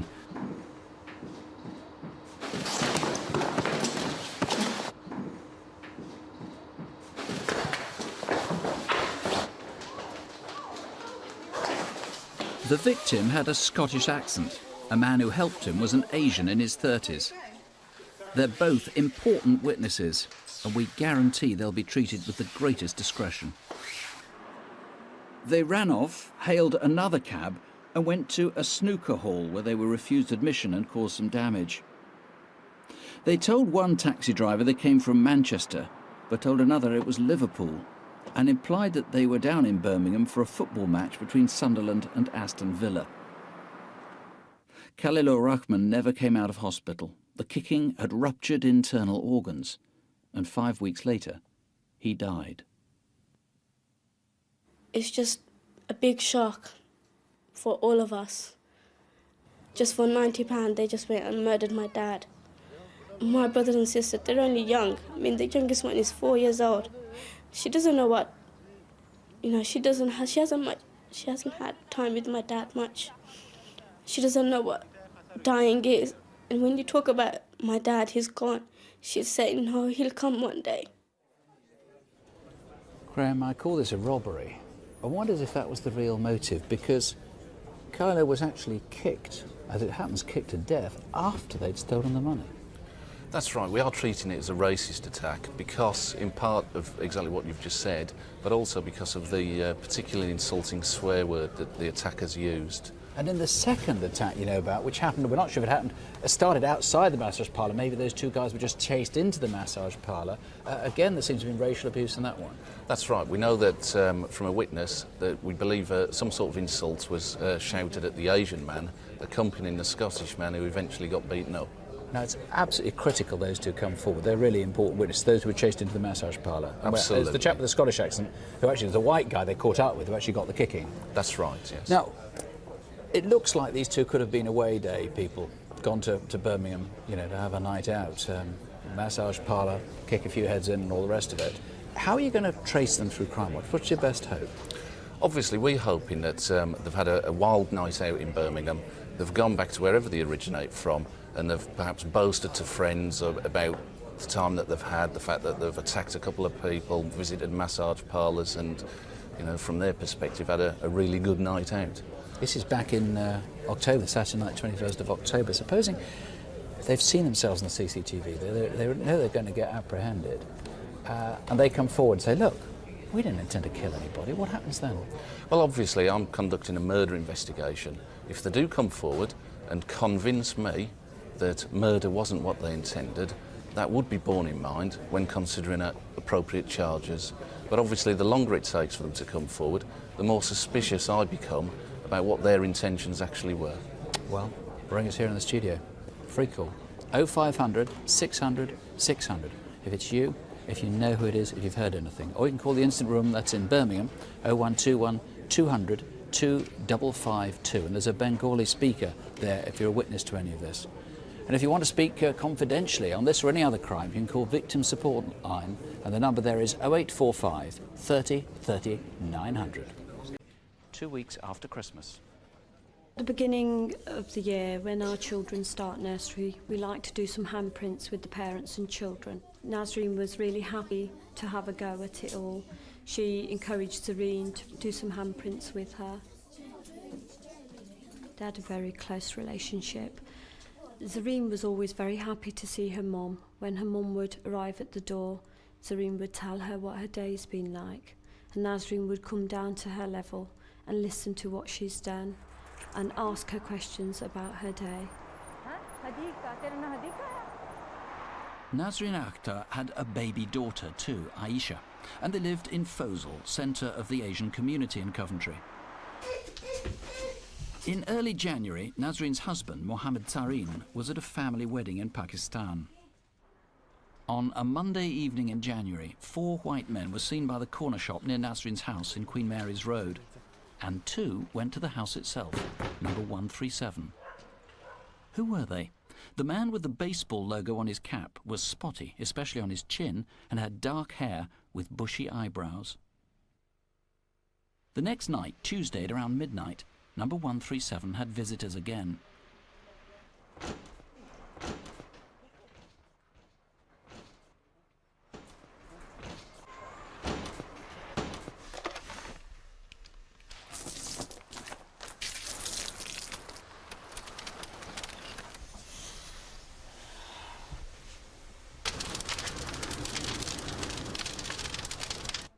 This is the room where the fire was lit. Within 5 seconds of the fire being lit, the whole room would have been a raging inferno. It was just a total ball of fire, flames out the windows, flames out the doors. The burning settees would have produced huge quantities of thick black smoke, which would have filled the whole house within about 30 seconds, to the extent that you couldn't see a hand in front of your face. The smoke would have been that thick. The smoke went straight up the stairs and filled the whole of the upstairs very quickly.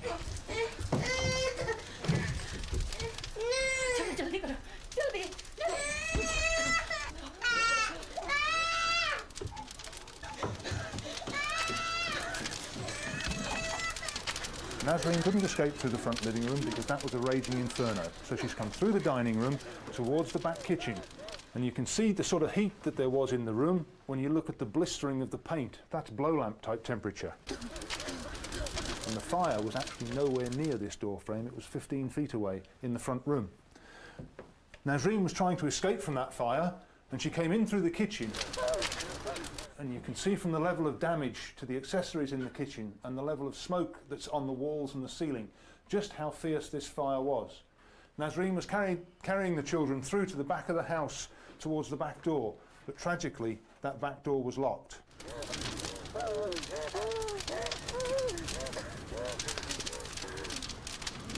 When the fire crews found Nazreen, she was on the floor of the bathroom together with the children, and all 3 were unconscious.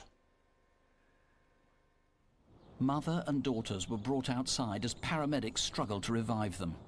They all survived the journey to intensive care, and eventually the 2 little girls were brought round. But nothing could save Nazreen. Nazreen died as a direct result of fighting to save her children in the most appalling conditions that one can imagine. She fought her way down the stairs, carrying both children, working extremely hard, and while she was doing this, she was inhaling a lot of hot gases and a lot of toxic smoke, and that's what caused the injuries which finally killed her. In my opinion, she was an extremely brave woman. When Zareen comes into nursery and hears other children call out "Mum," she gets quite confused, and she will ask, has their mum not died? She feels that every mum has died. She'll question it all the time. Where's my mum? Are you my mum? She's always looking for her mum. Ian, what on earth was the motive? Nick, there is no clear motive for this murder. The fact is, it was a horrific murder that took the life of Nazreen, left her 2 children without a mother. And so I need to directly appeal to the community locally who knew the family to come forward and give us any information they may have. I'm particularly interested to speak to Muslim women within the community who may feel slightly inhibited to come forward and speak to us. Now, Mohammed, so you're a community leader in the area. What do you want people in the community to do? I would like to directly appeal to all Asian community leaders, elders and male members of households in Coventry to ask their mothers, sisters, daughters and other female members of the household to see if they know anything at all regarding this terrible tragedy. Obviously, I'm very concerned that if the people responsible for this crime are not caught, then they could strike again. Therefore, I would like to urge the community to come forward, even as a family unit if necessary, and assist the police with their inquiries. Whatever information they have, however insignificant or minute it may be, it could be vital and missing part of the jigsaw puzzle that the police are looking for, and it could help the police solve the crime. English may be the second language, of course, for many people. That's right. Can I say a few words in Urdu? Yeah, please. लिहाजा commentary की एशियाई community से और खुसूसी तौर फौजल की एशियाई ख़वातीन से परज़ोर अपील की जाती है कि वो आगे आएँ और कॉमेंट्री पुलिस से पूरा तावन करें. Obviously, Coventry Police have set up a confidential telephone hotline for Urdu and Punjabi speakers, and I would urge the community to telephone and help the police solve this crime. Ian, people have tried help. We have had quite a bit of information. Yes, some people have come forward. We have had an anonymous letter that's come into the incident room at Coventry. I would desperately like to speak to the person who sent us that letter and assure them that whatever information they have to give us will be treated sensitively and as confidentially as we possibly can. OK, well, if you can shed any light on the motive, if you know anything about the family, if you've heard any sort of rumours, or if you can help eliminate any of those white men, or indeed place them into the frame, please call us here in the incident room. 02476 539 160 is the local number for English speaking, or if you speak Punjabi or Urdu, call 02476 539 043. Please do it for Nazreen. Everything can change. For the West family, this was one of them. Last August at the Bolton Industrial Estate in Hockley in Birmingham, someone stole some keys and a silver VW Polo. The next day it was captured on a speed camera in West Bromwich, and 3 nights after that it was caught 3 more times doing up to twice the speed limit in Newtown. It still had the original plates, V873KOG. Some weeks later, a motorist was so concerned about erratic driving, he stopped an officer on the A34 and told him about a silver Polo.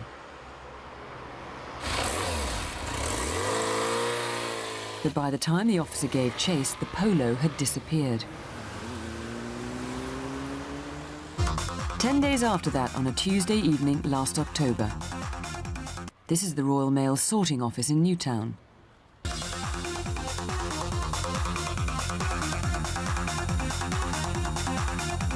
Christopher West left work at roughly 8:30.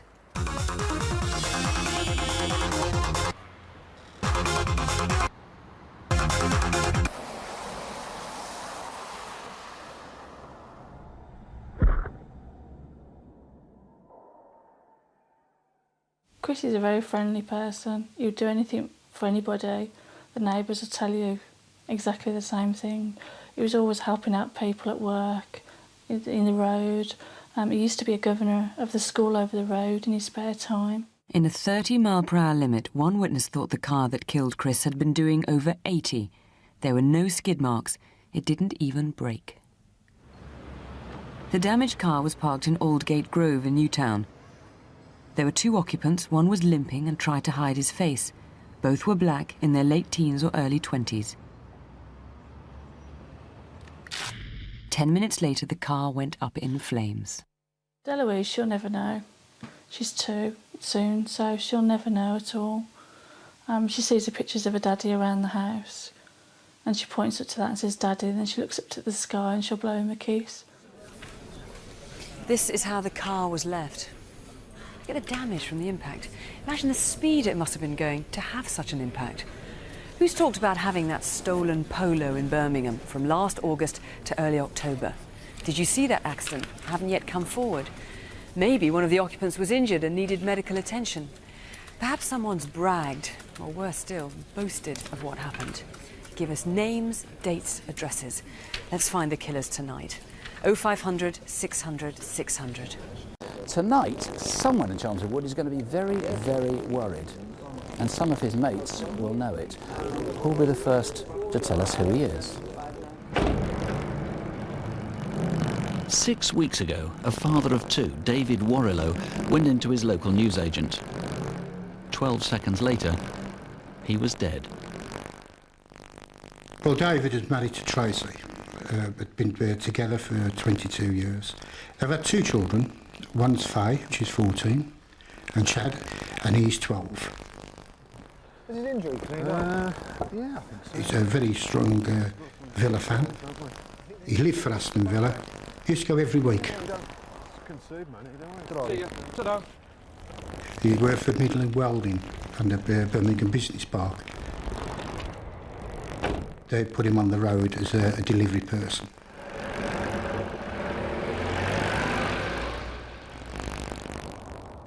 He used to get up roughly about 6 o'clock. He used to come out the house around about 6:30, up to the Grove where he used to park the van, get in the van,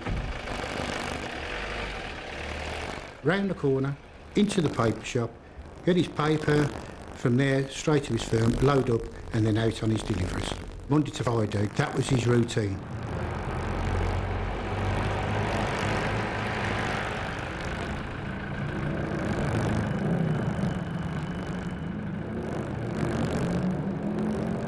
David almost certainly knew he shouldn't leave his keys in the ignition, but he was only going for a few seconds. It was all part of his routine. But while he was inside, someone took their chance. Cheers. Bye. Oi! What are you doing? That's my phone! Get out! Get out! What's your problem? Come on!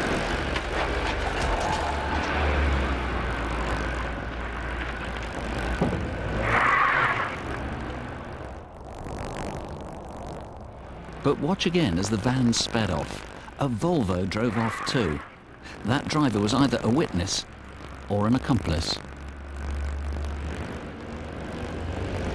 The van was then abandoned round the corner on Winchester Drive.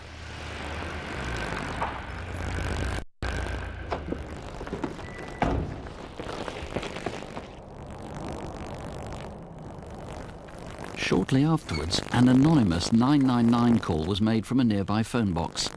This is the recording. Ambulance emergency. We have an ambulance to Willow Close, Chamsey Wood, please. Is there a house we're coming to? No, there's a man lying in the road. I've just seen him get run over. Could you send one quickly? I'm going to go back and see if he's okay. Where are you phoning from? Phoning from a phone box round the corner. Willow Close, Chamsey Wood, please, be Chris. Yeah. Call the ambulance. You got a blanket or anything? Yeah, I've got something inside. Hello? Let's go and get it. Yeah, ambulance, please.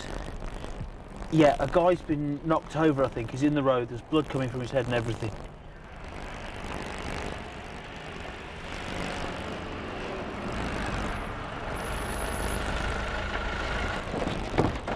I found him in the middle of the road. I don't know what's happened. There's blood everywhere, mate. Just came out of the shop. There's blood from the back of his head and everything. He was actually put to rest in all his Villa gear, Villa t-shirt, a Villa scarf wrapped round him. Everybody's dressed in Villa shirts, and even his flowers was claret and blue. But all through that service, I could see Dave lying there, and hatred in me for the person who'd done this. You know, of a person who can mow down somebody and not stop. To me, he's not a person, he's an animal.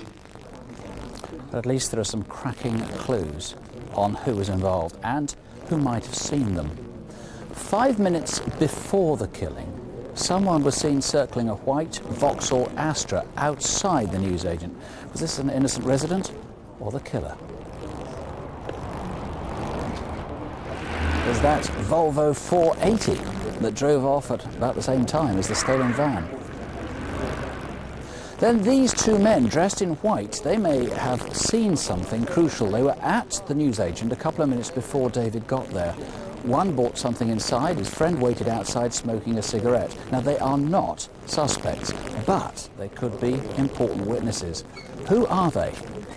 And then there's that voice. Who made the anonymous 999 call? Have an ambulance to Willow Close, Chamsey Wood, please. Is there a house we're coming to? No, there's a man lying in the road. I've just seen him get run over. Could you send one quickly? I'm going to go back and see if he's okay. Where are you phoning from? Phoning from a phone box round the corner. Willow Close, Chamsey Wood, please, be quick. Yeah.